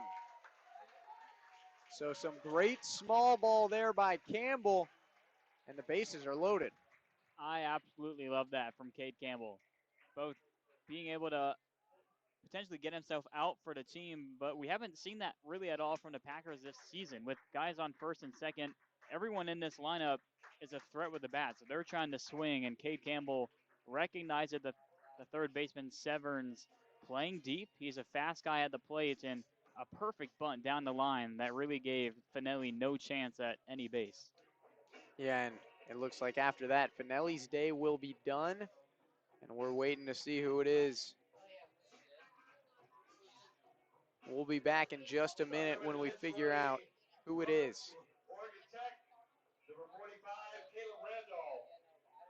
All right, and Caleb Randolph will be coming in for the Medford Rogues. Right-handed pitcher out of Oregon Tech. Doesn't get much harder than this when you get the baseball with the bases loaded and nobody out, does it, Ryan? Yeah, tough situation to be put in if you're Randolph, but I mean, the coaches must trust him if they're putting him in this kind of situation, and especially against Cade Ladahoff.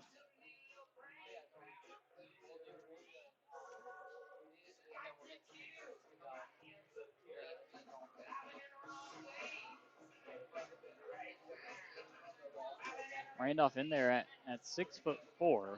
You add about 5 inches with the mound, sending heaters down to Cade Ladahoff here in a moment.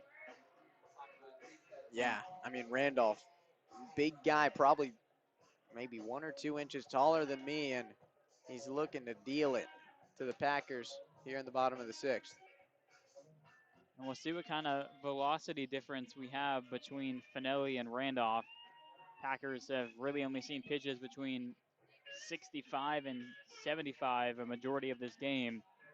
Hasn't looked too hot out of the hands of Randolph so far, but compared to 75, it might look a little faster to these batters. Yeah, new adjustment for them.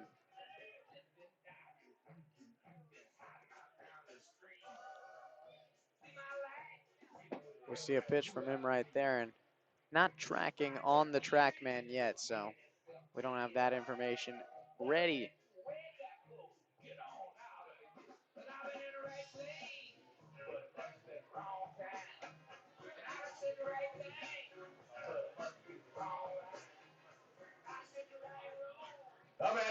So the music fades, and it's Randolph's time to get these Rogues out of this pinch.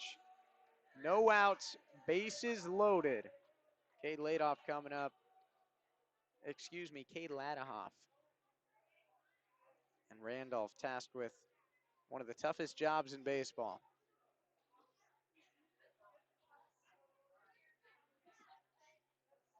Here's his first pitch. And a wild pitch way outside in the left-handed batter's box, but thankfully it bounces back to the catcher. Yeah, well, that's a fortunate break for Randolph in his first pitch of his relief work. And credit also Alex Leopard, recognizing that a guard was not coming home as he was able to get back to second and no base pass trouble for the Packers.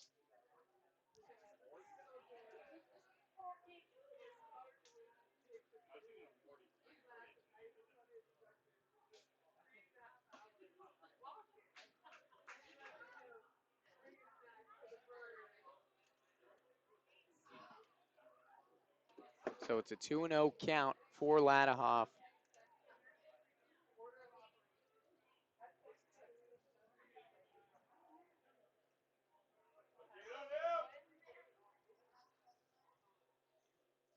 The pitch from Randolph in there for a strike. And the count goes 2-1. 85 on the gun there from the right-hander. So about what most of these guys are used to during their time in the regular D1 season. So he's bringing a little extra juice compared to Finelli, but Finelli had no trouble with these Packers until later in his outing. And what a pitch right there. Ladahoff with a big swing and a miss. Yeah, that was nasty. I don't have any more words. That starts at your belly button, ends up at your ankles. Tough to hit that one. Count 2-2 after that. Here comes the pitch. Swung on hard, and it gets away from the third baseman, Severns, after it looked like he had it. Just right off the glove, almost as he was trying to scoop it up, knocks it past third base. We saw an error in the 5th inning by Alley that allowed an extra run to score, and now Severns maybe thinking too soon about trying to step on third and then throw over to first for a double play, or indecisive whether to go home for the force. But again, regardless of what he was thinking, it brings home the run, and the Packers now have their first lead. Yeah, now 3-2. Packers looking to take full control of this game as this is a hard hit ball out into left by Prather and caught at the wall, but we've got Alex Leopard coming home. Leopard in easily, and a great sacrifice fly right there from Hideki Prather. Yeah, Prather does his job. It only took him one pitch, but he got one he liked that he could elevate that brought home Leopard. And the Pack now on top 4-2. The last time these squads met up back on June 25th in Oregon, it was a 3-2 win for the Medford Rogues. It was tied 2-2 entering the 8th. And then the home team at the time, the Rogues, scored in the 8th, and that was all they needed. And now kind of similar story here in the 6th, hopefully, with the Packers. So Antonelli Savateri hitting it into left field. It's dropping in front of Hill. It brings in one runner, and Savateri will end up over on second, and Campbell's in for the score. Savateri did not barrel that one up. Took it the other way, though, off the end of the bat. Found some turf, and with all the side spin on that baseball, it also got away from Hill. And that allows Ladahoff to get to third, Savateri to get to second on an extra 90 feet. And that makes a big difference with just one out in the inning, because now a runner on third can score on an out still.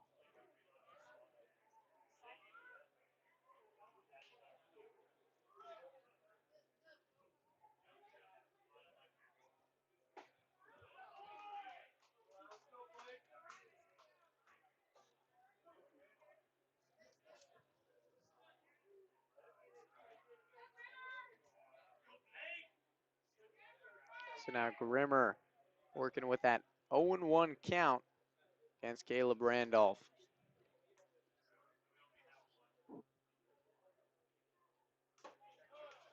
And a strike right down the middle there.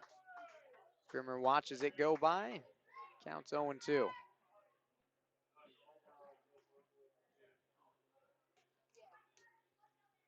Grimmer RBI ground out his last time up in the 5th inning that tied this ball game. The pitch swung on and a hard foul ball from Grimmer.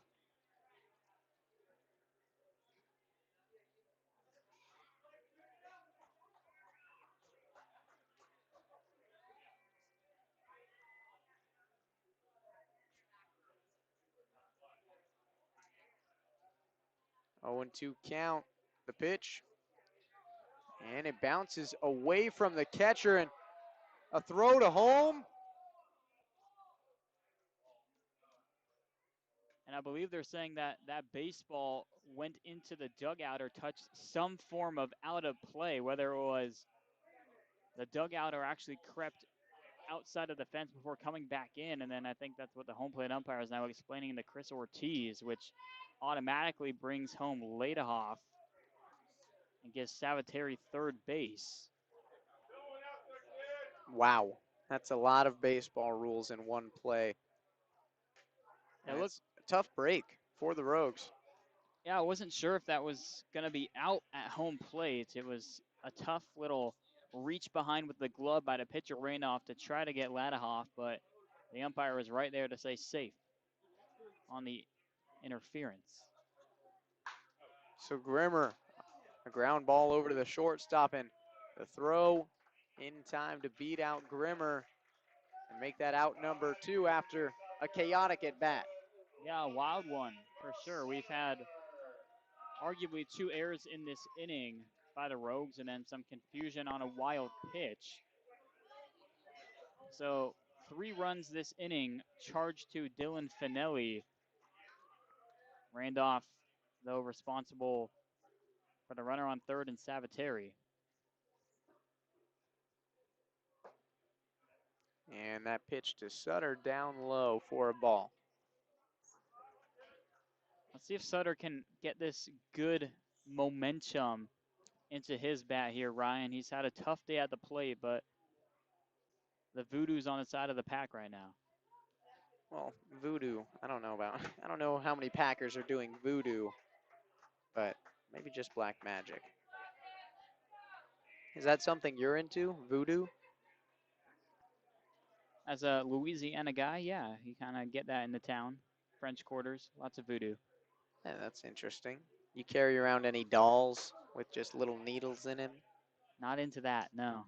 Too voodoo-y, Too as you would voodoo-y. say. Yeah, Yeah, word of the day, voodoo-y, brought to you by Ryan Moffett. it's in Webster. So 2-1 count for Sutter. Here's the pitch to him from Randolph. Fouled up and out of play as the children give chase.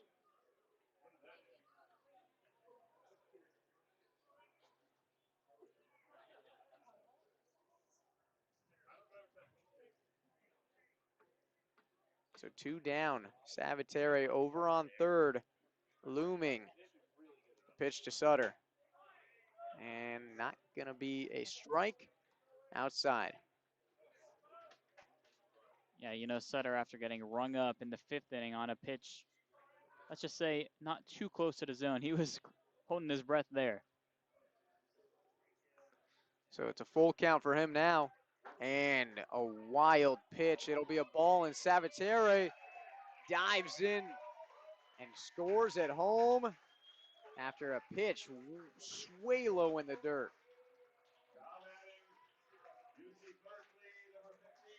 A 5 slot here in the 6th for the Prune Packers. Scored all 7 runs in the last 2 innings after a very slow start due to the dominance by Finelli, but eventually the Packers figured out his timing, and then Caleb Randolph has had some difficulties both with his own defense and also finding the zone.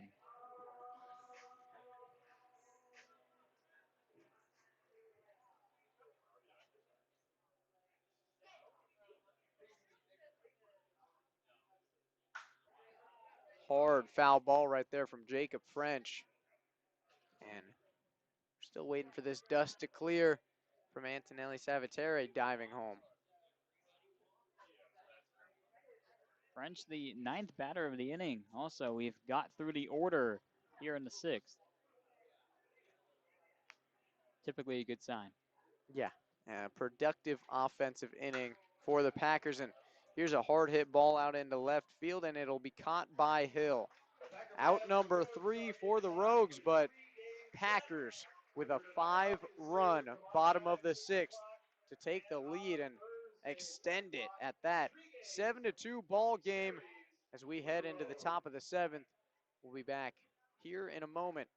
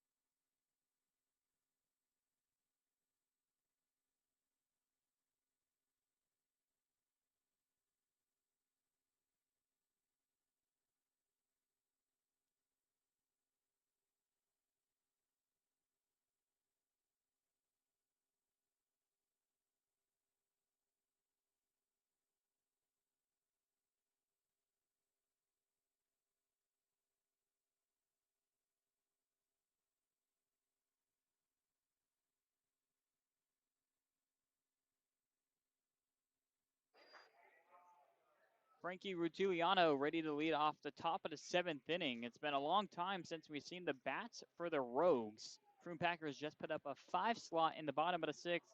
take a 7-2 lead.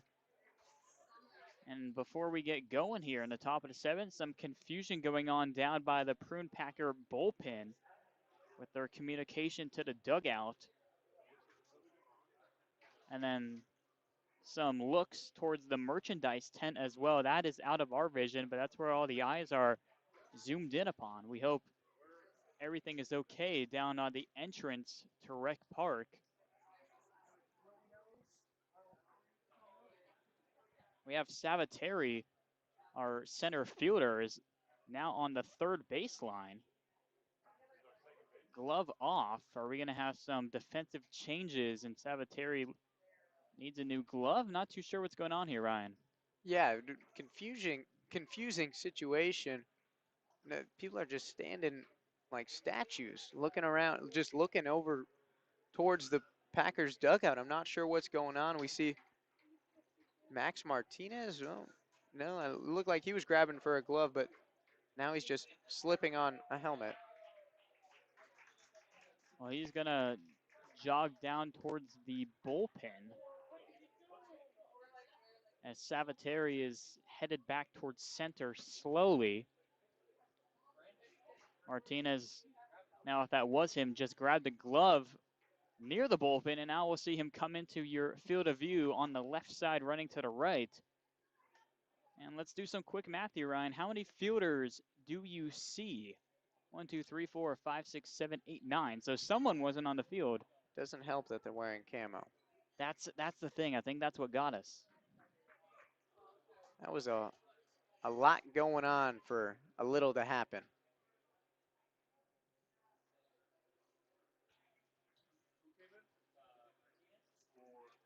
So Martinez is in. Second base. Frenchie out of the game then. I know he can play some outfield, but I do not see Jacob French in the grass. Do you, Ryan? Not out there. First pitch to Rutiliano after the delay is a swing and a miss for strike one. And it looked like the reason for the confusion was Martinez was in the restroom, so that doesn't help. Hey, even baseball players have to take bathroom breaks. While on the clock. Yeah, it's risky. You might get an earful after the game. No more bathroom breaks. Well, it seemed to ice Rutiliano at the plate, who has a very quick 3-pitch strikeout thanks to Blake Crawford. Yeah, great job right there. I mean, it doesn't help that you kind of get out of the zone when something that like that happens and it lasts that long. But that's not just to heads up by Martinez. Yeah, He knows what he's doing. exactly. It's the game inside of the game. The game inside of the game inside of the bathroom. Exactly. Well, I don't want to be part of that game.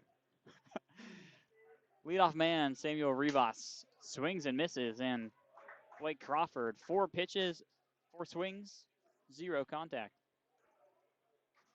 Rivas has struck out twice and then walked his last time up against Blake Crawford in the 5th. And there's first ball of the inning, a fastball to miss his arm side for ball 1.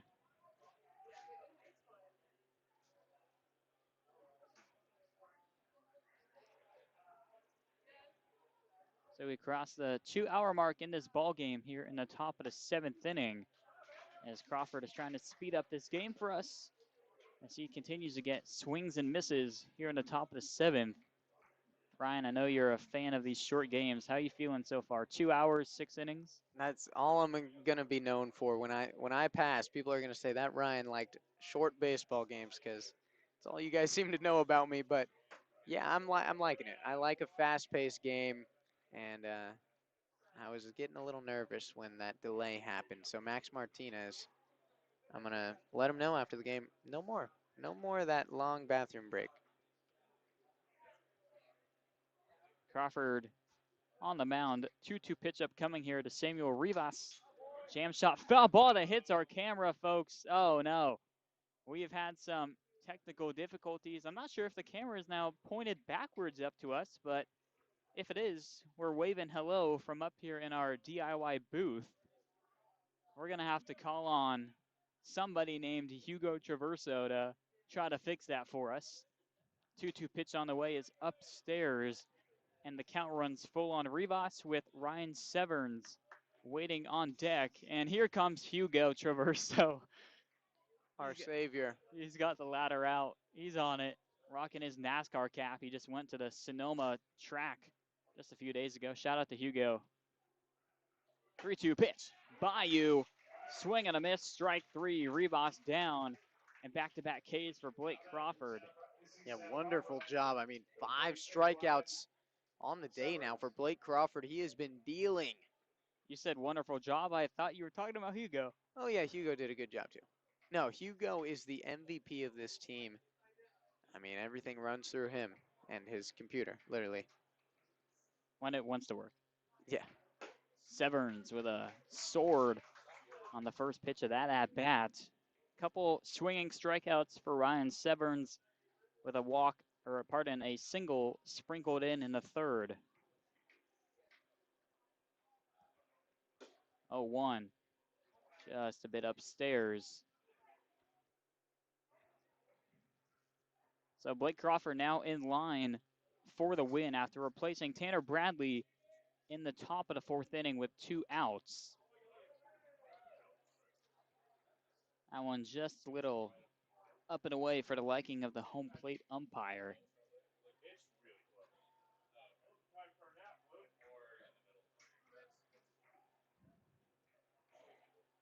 2-1 pitch. Catches the top of the zone. Makeup call there, Ryan? What do you think? It could be. I mean, we hear some chirping from the fans down low, but it's hard being an umpire. 2-2. Bayou once more. Blake Crawford strikes out the side all on swings and misses. 6 Ks for the ball game. 1, 2, 3, 7th. It's stretch time here at Rec Park. Let's take a short break.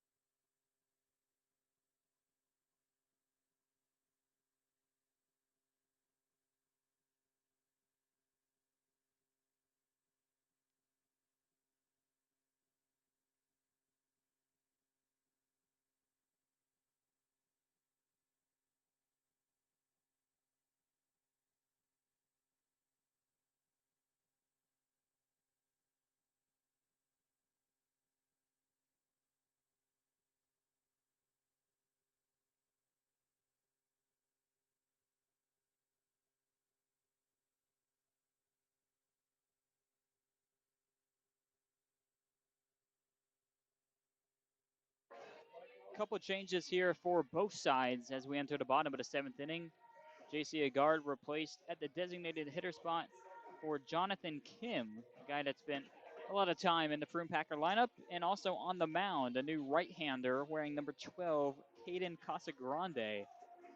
He is replacing Caleb Randolph, who went an inning of work, gave up 2 unearned runs, and also 3 runs charged to the man he replaced, Dylan Finelli, with the bases loaded. Kim takes one outside for ball 1 in the count. Still a 7-2 advantage for the good guys. Kim weaves and misses at the 1-0 offering, and the count runs even.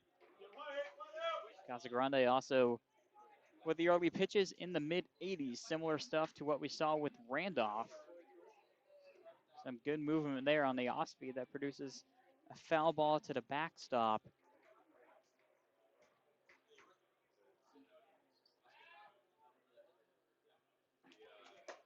1-2 is in there. Strike 3 called right down the gut, and Kim appeared to know it as he makes the slow walk back towards the dugout. Good start there for Casagrande, starting off with the strikeout. But yeah, you mentioned it, Kim. He knew after he watched that one, and he's probably gonna go back and think about that. Leopard due up once more as he stays in the ball game. Alex 1 for 2 with a walk, a single, and a run scored.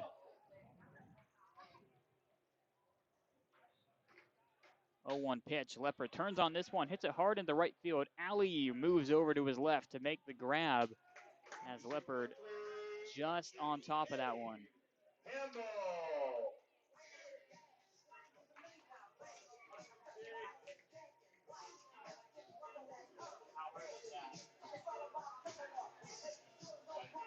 93 off the bat there, Ryan. Not too shabby. Just unfortunate that he hit the middle of the baseball, not the bottom. Yeah, it was a hard hit ball, just like you said, right over to the right fielder. Cade Campbell due up for the 3rd time in a 3-inning stretch. In the 5th, he walked and scored. In the 6th, he singled and scored. What do we have now in store in the 7th for the Packers shortstop?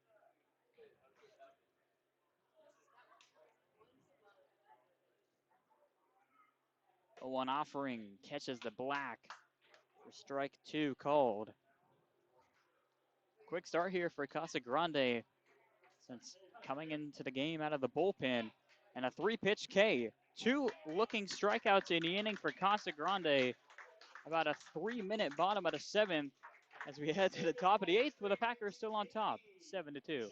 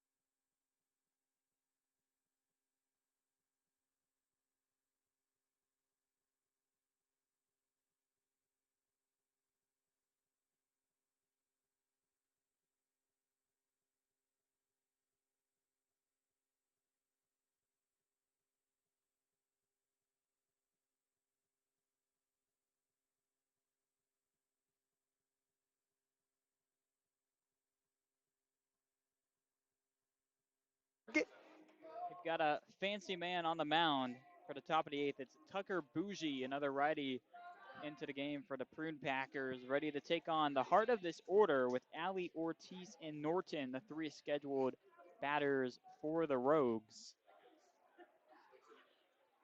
The lefty right fielder Johnny Ali due up first. Bougie's first offering is elevated into right center field. Alex Leopard giving chase into his right. Sabateri calls him off in center, however, to make the grab for a 1-pitch, 1-out start to the 8th.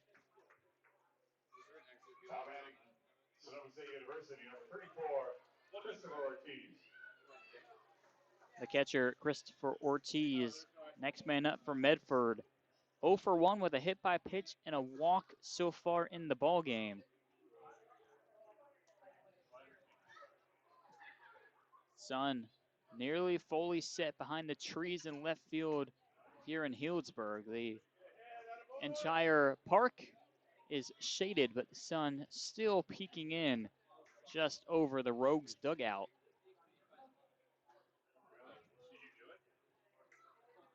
An 0-1 offering turns into 0-2 on a foul ball that spikes in the dirt in front of Prather.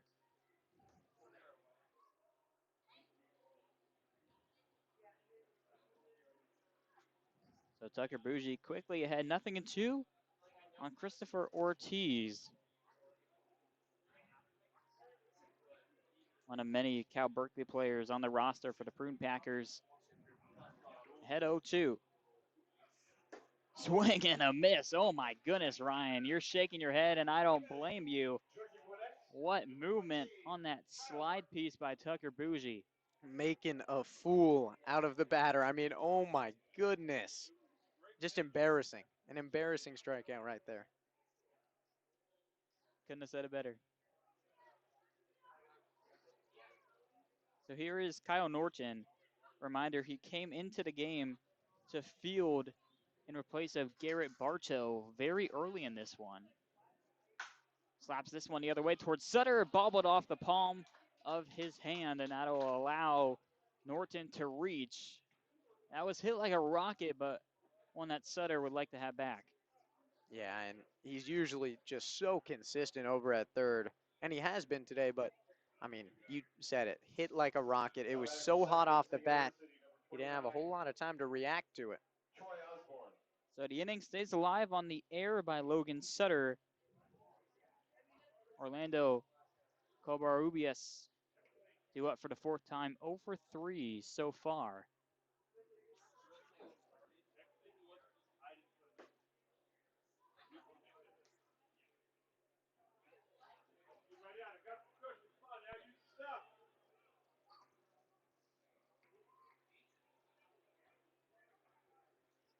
The righty's 1-0 pitch. Breaking ball that didn't quite come back into the zone.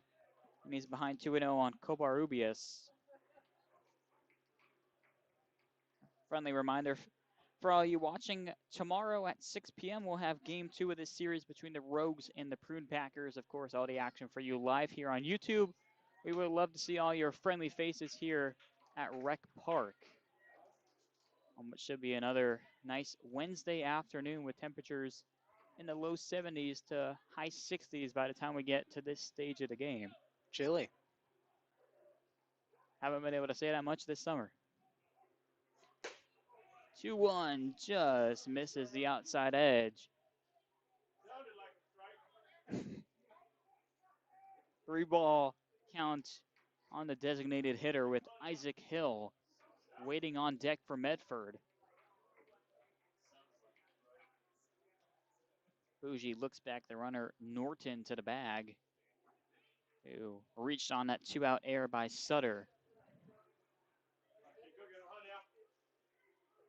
Bougie set, 3-1 pitch, foul to the backstop, and the count runs full.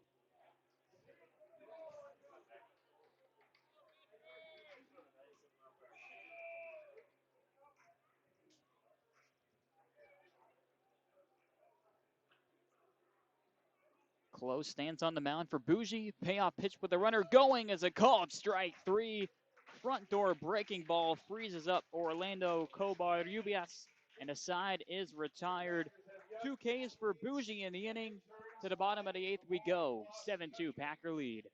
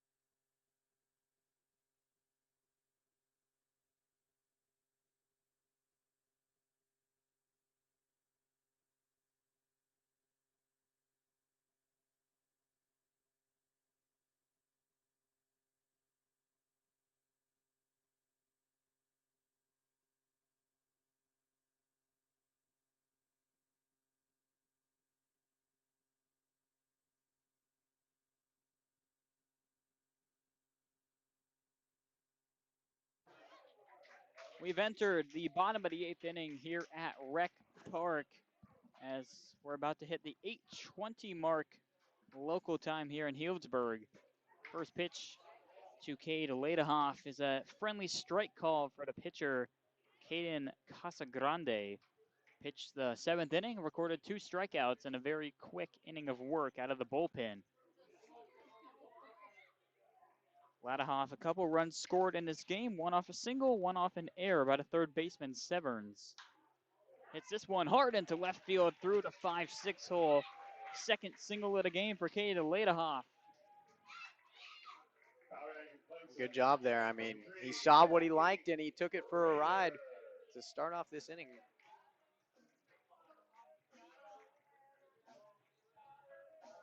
So this bottom of the order, if you go Leopard through Prather, 6 through 9 in the order, has accounted for 5 of the 7 runs.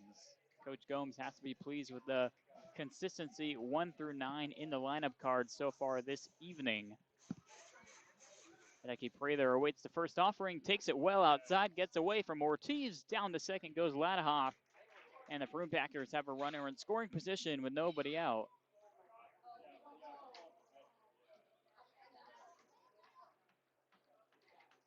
Job becomes a little easier now for Prather, just trying to move over Ladehoff to third. Willing to sacrifice an out for 90 feet.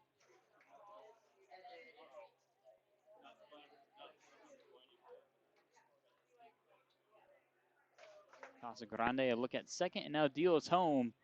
Low in the dirt, this time a successful block by Christopher Ortiz.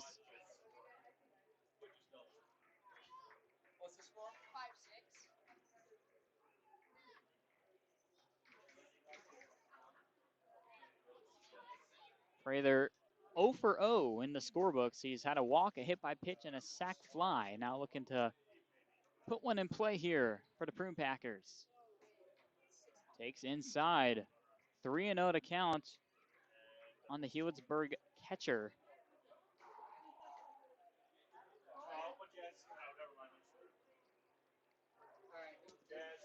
Savateri awaiting on deck. And he'll get a chance to bat with runners on first and second. Nobody out after the 4-pitch walk to Hideki Prather. Yeah, Prather has been great at the plate today. Great eye, second walk of the day, and he's just established himself as such a patient batter that he won't force swings in and at bat. Back to the top of the order we go here with Savateri. First pitch all the way to the backstop and over to second and third go the runners. So the pitching of these Rogues haven't made it easy for themselves with the free passes, the wild pitches. And now Savateri's job gets a little bit easier. Yeah, especially later in this game, these wild pitches have really hurt the Rogues on, runner placement on the diamond, and it's only pushed them forward.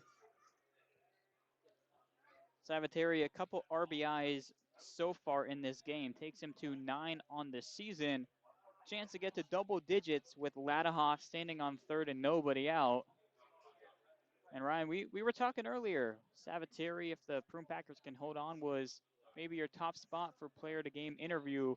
And if he can get a base hit here, would it secure his job? Maybe, I don't know. You'd have to ask the great Sean Harris. I mean, he's kind of my guru behind the scenes. I double check everything with him, and he's usually the guy picking player of the game because I don't like all that power. You just like having the talent to do these interviews with some of the Just best we have. more so just the ability to talk. I wouldn't say talent. Salvatore, high chopper over the glove of Norton at first. One run in, around third and headed for home as Hideki Prather. The throw is cut off at second. Two more RBIs for Antonelli Salvatore, and the Prune Packers go on top 9-2.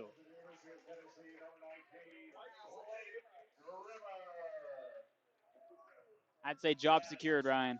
Yeah, 2 RBIs definitely helps him out, and I might not have to check with Sean. Norton at first was playing in just due to the fact that the Rogues are down and you're trying to get every out you can without allowing runners to score. So that chopper got over the infielder playing in the grass. And thankfully for Salvatore, he brings home RBIs 10 and 11 on the year. Blake Grimmer looking for his second hit of the game, 1 for 4 so far. Singled in the first and 0 for 3 since.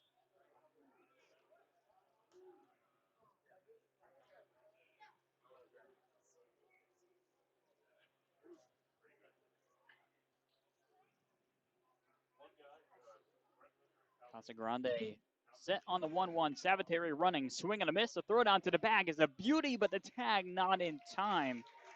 Frozen rope throw by Christopher Ortiz, but Salvatore just too hot on the bases.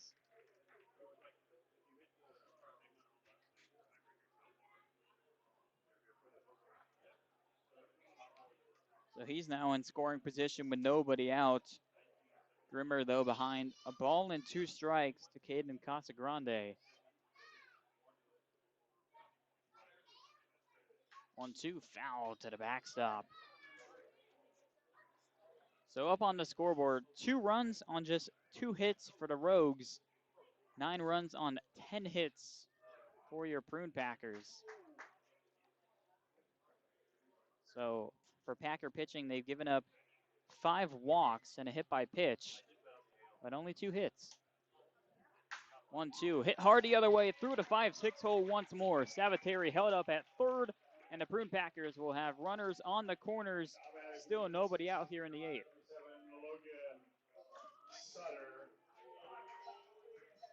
Yeah, the Packers saved some of their best work for the final innings, I guess. Just adding it on here in the bottom of the 8th. 9-2 now. And looks like a pitching change is coming, Jacob.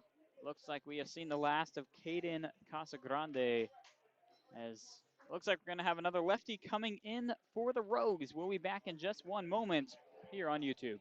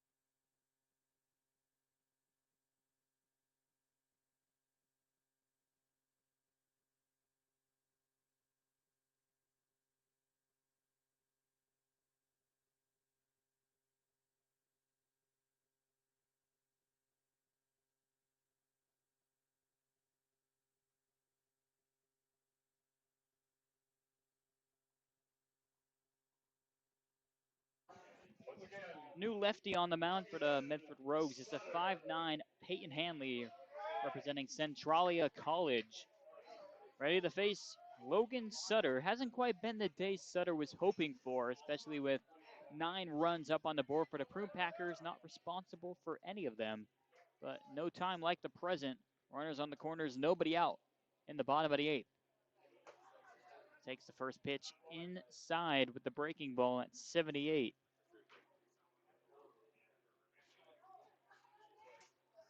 Savateri stands on third, Grimmer at first. 1-0. High pop up in shallow right field. Rivas the only one really there, but he's caught off by Ali in right field. It falls on the ground. They're going to get the force at second, but in comes Savateri. How many times, Ryan, have we just seen balls land when they shouldn't on this Rogues defense? Yeah, it must be a lack of communication because that was a ball that definitely should have been caught. But I'm not sure what was said out there or what's going on.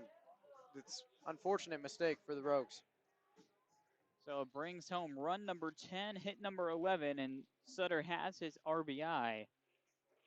Now stands at first base with 1 gone on the single. Breaking ball, just middle to Martinez, who replaced Jacob French in the field a couple innings ago. So Max, a righty batting cleanup for Healdsburg. Swings at the 0-1 and pushes it to the backstop foul.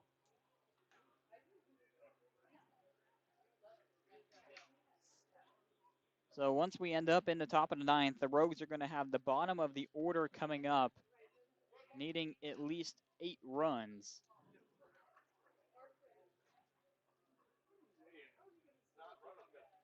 0-2 pitch downstairs. Good block by Ortiz to keep it close to home.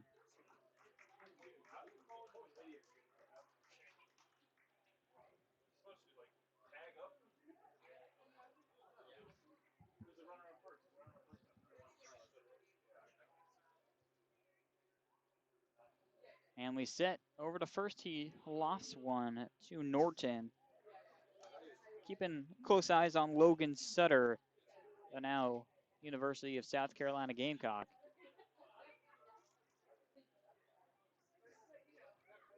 Hanley out of the stretch, fires a 1-2, breaking ball hit into the air in left field. Hill giving chase to his left. Center fielder Smith calls him off to make the grab for the second out of the inning. University of Michigan, number 8, Jonathan Kim. Up to bat comes the Michigan Wolverine, Jonathan Kim. Came in as a pinch hitter in the 7th inning and struck out looking.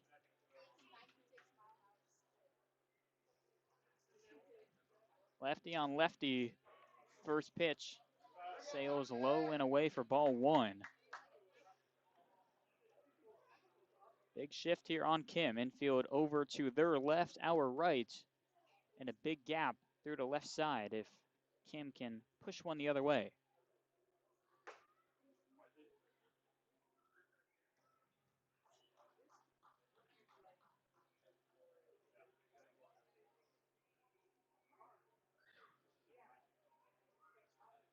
Hanley behind 2-0 on Kim. And that one actually gets the barrel of Kim. It'll be a foul ball. And I feel like that's something you only see in Little League when the guys are in the box and they squat down but keep the bat up and it just dinks off. Yeah, I think Kim thought that was way behind, but in reality, it was just right there. Ricocheted off the bat, and almost just a cartoonish way in the way it bounced off that bat. Made a funny little sound as it went towards the Packers dugout. So the ball, or the count goes to 2-1. And now 3-1 as Kim avoids any contact with the bat. And he's now in a friendly hitter's count with Alex Leopard waiting on deck patiently.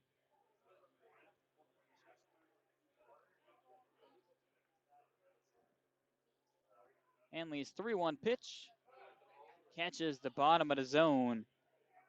Kim disagrees with the call, but It stands, and the count runs full.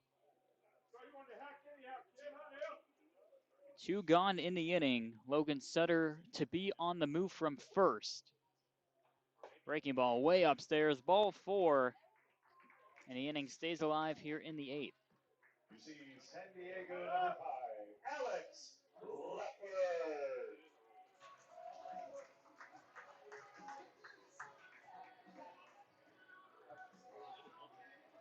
Alex Leopard gets another chance to swing the bat in this ball game. 1 for 3 with a single and a run. Both of those coming in the bottom of the 6th inning. A lefty takes one downstairs for ball 1. Advancing 90 feet are both runners as another pitch gets away from Christopher Ortiz, who's had a tough day behind home plate, but he's done a good job with some of these pitches he's been receiving.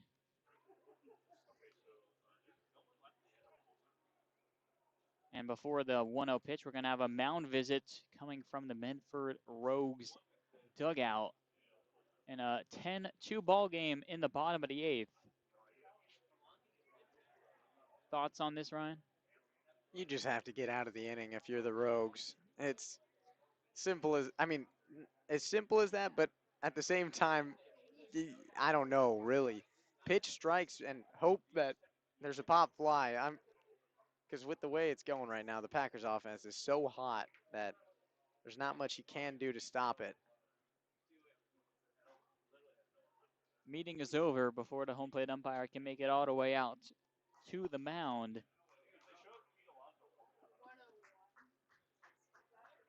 So Kim on second, Sutter on third. A ball and no strikes to Alex Leopard, the hard-hitting UC San Diego Triton. Takes a pitch below the zone for ball 2.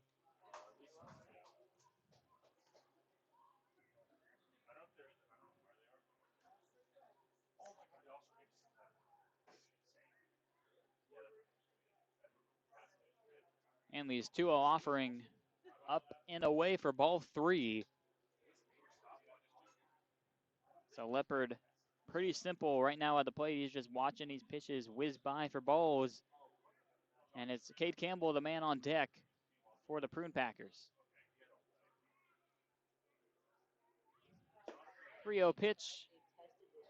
Friendly call, bottom of the zone, and the count stays alive on Alex Leopard.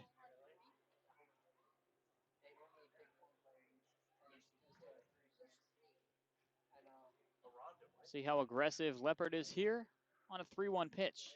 Swings and misses. Well, certainly was aggressive. That pitch a couple feet below the zone.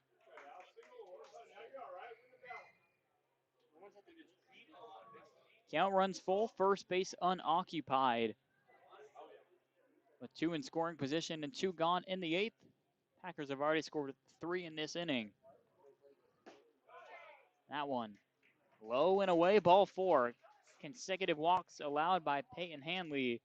And for the second time today, we are going to see the Packers have all 9 men come up to the plate in 1 inning. Campbell was the final out of last inning where he struck out looking in the 7th. Takes the first pitch in tight, gets away from the catcher Ortiz. He didn't really see it, but good work by the pitcher Hanley to come over and essentially field it himself to hold the runners.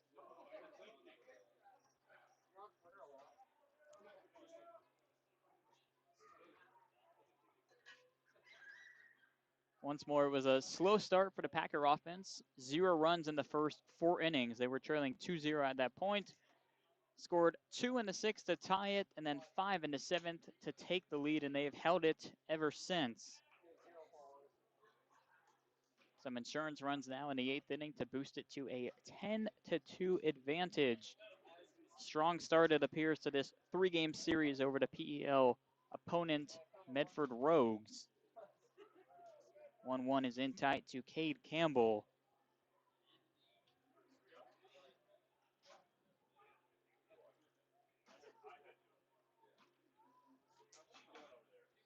Hanley toes the rubber and fires a 2-1.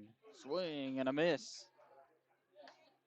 Campbell just going to get a hands through on an up and in breaking ball.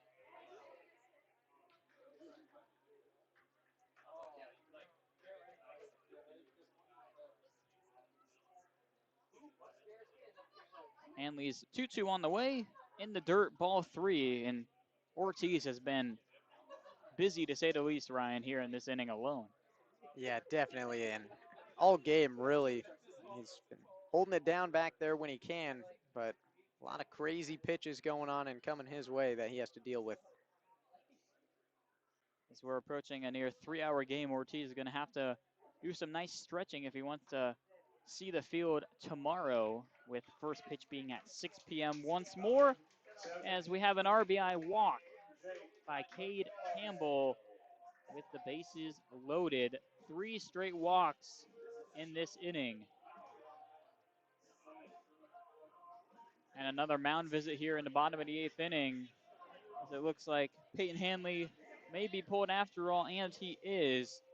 Another lefty jogs in from the DIY bullpen and the right field grass, as we'll step aside once more here on YouTube. Bases still loaded in the 8th.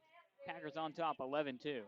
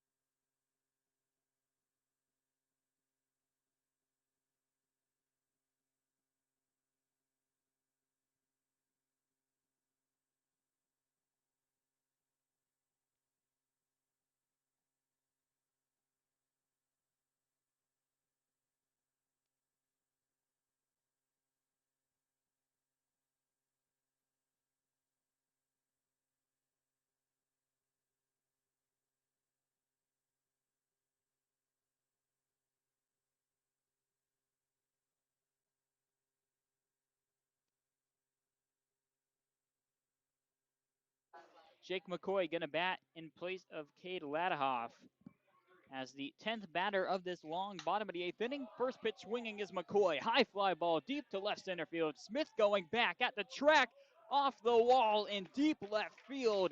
1 run in, 2 runs are in. It's a bases clearing triple for Jake McCoy on the first pitch he sees out of the dugout.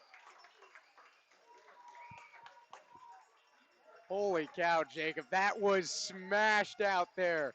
And you love to see it. Jake McCoy, we hadn't seen him all day, but when he comes in, holy cow. He liked what he saw. I mean, he came in ready for 1 pitch and just belted it. It's not too often that a 415 or so fly ball is not a home run.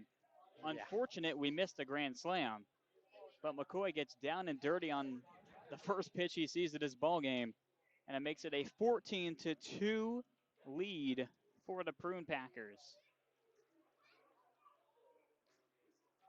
Yeah, really cool to see McCoy have such a great play like that. He's a super nice guy. He's always willing to work with us, so good to see his success.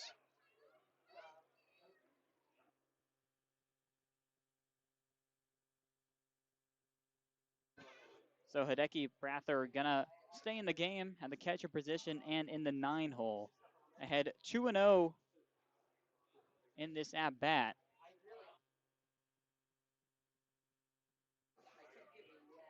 The lefties 2-0. Outside ball 3 as we are just extending this ball game pitch by pitch.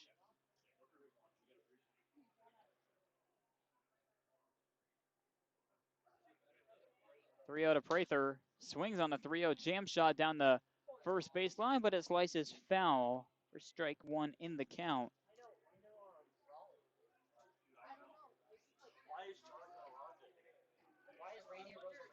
So Evan Tordiff, the lefty on the mound, trying to work. Still behind in the count, 3-1 to Prather. Pitch on the way is outside ball 4. Fifth walk of the inning. 2 have been to Hideki. And Ryan, he's had 5 plate appearances, still 0 for 0 in the game. You don't see that too often, but I mean, that's got to be some sort of record. Let's give him something. Trophy. Yeah, we'll find one. Congrats on going 0 for 0. I mean, Who doesn't want that? exactly. Back up top we go to the lefty, Antonelli Savateri. Savateri in 5 plate appearances has himself 3 hits, 2 runs, and a stolen base. And now bats with runners on the corners, 2 outs. 1-0 pitch, outside ball 2. And Ryan, it's getting to the point where you wouldn't mind a couple strikes going against the Packers here on some of these close pitches. I wouldn't mind a long sleeve shirt right now. It's a little chilly up here. 2-0 to Savateri. Hey, the umpire heard me there. Close pitch goes in favor of the Rogues. Sometimes I have a little black magic in me. Yeah, that or voodoo. Still on that. Never got off. 2-1 is too far out, and the count goes to 3 balls and a strike. Grimmer waiting on deck.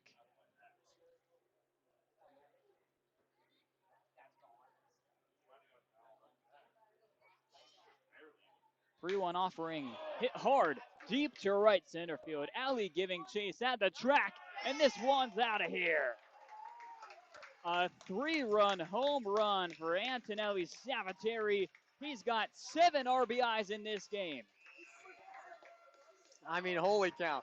Just when you think this game is starting to wrap up, the Packers add even more on. And Savateri, what a day. What a day. It's the first home run chain I've witnessed. And it goes to the player of the game, Antonelli Savateri. 5 RBIs in this inning, 7 in the ball game. And it's a 17-2 ball game. Who would have thought?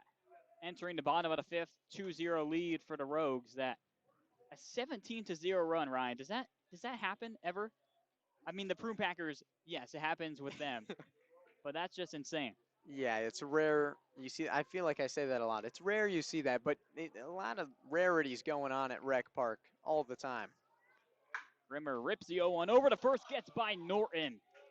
4th error of the game. Grimmer around first. He'll hold there after a long turn. I'm going to have to do some math here.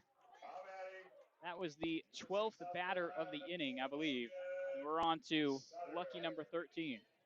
Whoa, another jinx on the way, possibly. I mean, you're full of them today. I said I wanted the home run chain, and I got it. Well, look at that. I'm happy.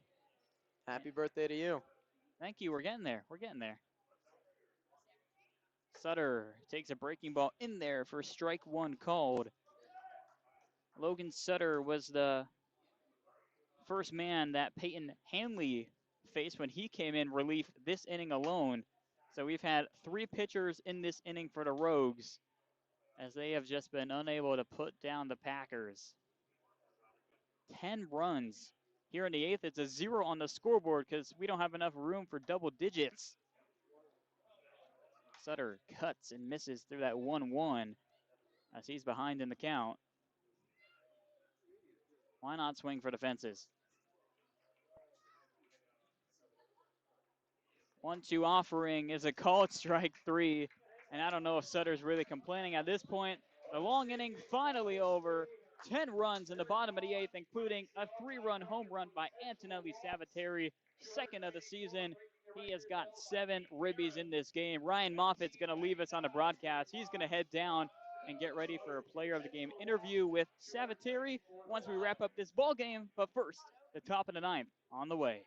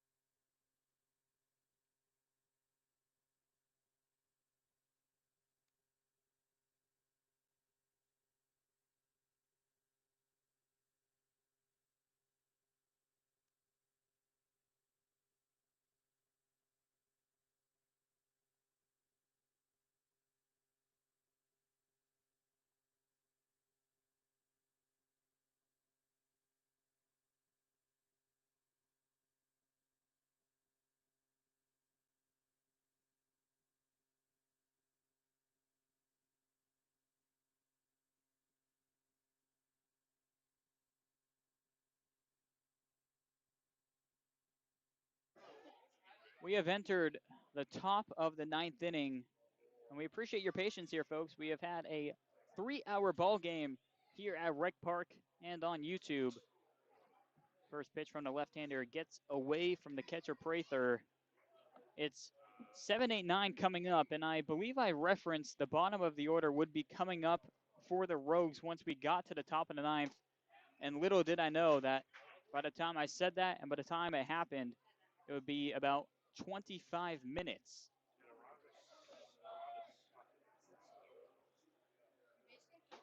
2-0, cut on and missed. Make that strike 2 in the count. We have the scoreboard off in deep left center field, which is where Jake McCoy nearly sent one out of the yard on a grand slam.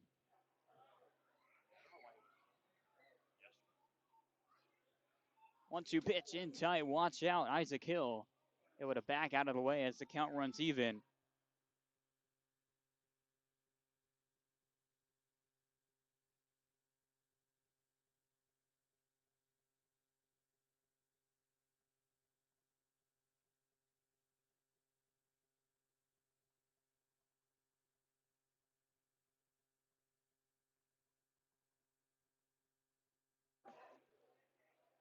Raul Valdivia, the lefty, now on the mound, and he punches out Isaac Hill on the first batter he sees in relief work.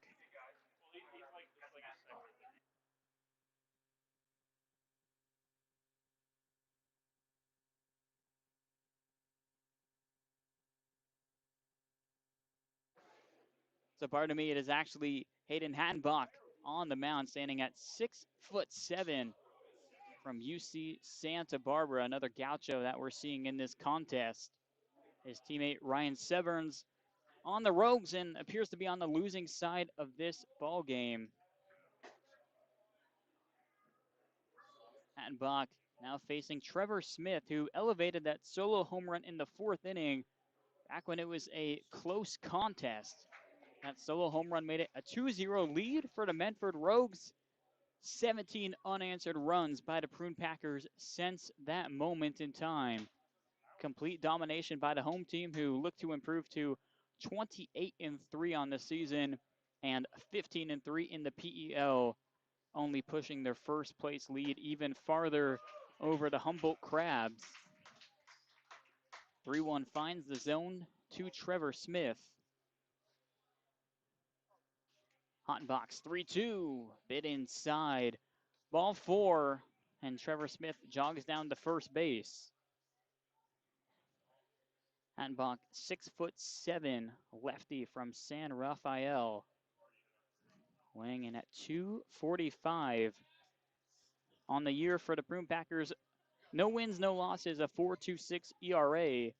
Pitched at home versus the Lincoln Potters on July 9th, just under a week ago. 1 inning of work, 1 earned run on a hit, a walk, and 2 strikeouts. Frankie Rutiliano due up for the 4th time. Chops the 0-1 pitch down the third base line, but it spins foul. And the count runs to 0-2 on the 9-hole shortstop.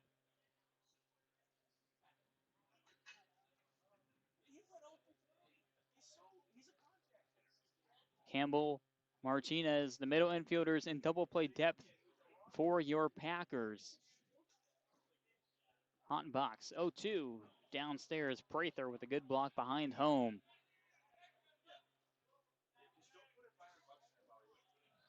Rutiliano 0 for 3 in this ballgame so far with a couple swinging strikeouts. Blake Crawford in line for the win for your Pack. Should it hold, it would be his 2nd win of the year as he looks to even lower his .8 ERA as Hottenberg gets the upper body of Rutiliano. Rutiliano will jog down to first and actually make that. Jordan Marion was in pinch hitting for Rutiliano. Our apologies. So Marion down to first on the hit by pitch. Runners on first and second, 1 out. To the top of the lineup card we go. Ottenbach misses arm side on the first offering. Looks like Travis Finney in pinch hitting for the Rogues. Sends that one to our camera, and once again it does a 180 and flips back to us. Not sure how bright the camera is facing this way, but if you see a moving flashlight, you are looking at me. So congratulations to you. 1-1 count. Hottenbach, the lefty, looks back at second base and now fires home. Ball upstairs with the fastball at 92. Highest velo we've seen all game so far as our young intern Nolan looks to fix the camera. Thank you, Nolan, for your duties. 2-1, fouled behind home plate, and the count runs even at 2 balls and 2 strikes.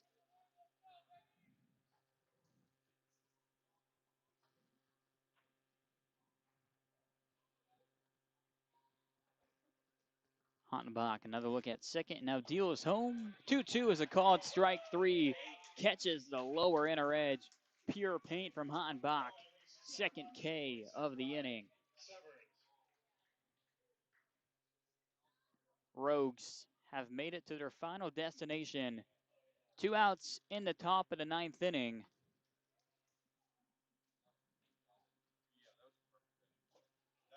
First pitch gets away from Prather. Both runners going to move up 90 feet closer to home. Smith over to third. Marion to second base.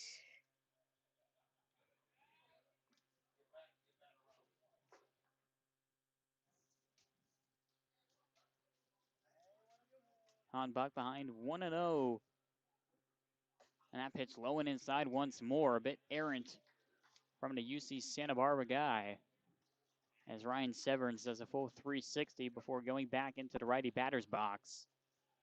Severns 1 for 4 with 3 swinging strikeouts. And takes 3 straight pitches for balls. Johnny Alley awaiting on deck for the Medford Rogues with a violet helmet on top. 3-0 finds his own on Severns, which draws applause from the faithful here at Rec Park. As we approach 9 p.m. Pacific. 3-1 is downstairs, ball 4, and that's going to load the bases here in the top of the 9th inning. Second walk given up by Hottenbach. And the lefty Johnny Alley due up for the 5th time. 0 for 3 with a walk. That came back in the 1st inning. Takes one high and tight for ball 1.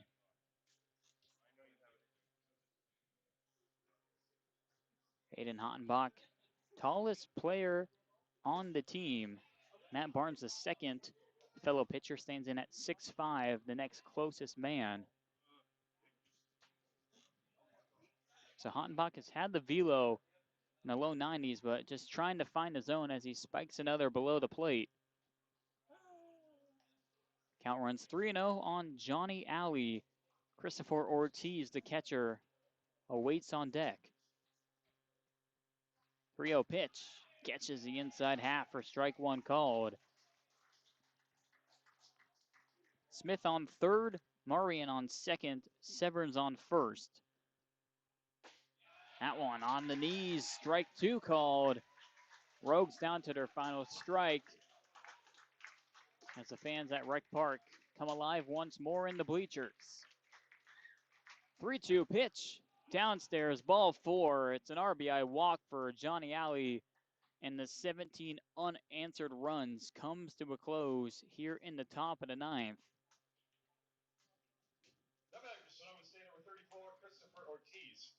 Christopher Ortiz up for the fifth time. The catcher, a hit by pitch, a walk, alongside a strikeout and a pop-up. So the righty catcher back in the box. It's been a long day for Ortiz behind home plate. Most of that damage coming in the eighth inning, where the Prune Packers had 13 men come up to the plate. 1-0 pitch. Hit hard to first base, and it's gloved. And the side is retired. Logan Sutter, the man to finish off the ball game. And it ends up being a 17-3 Healdsburg Prune Packers victory.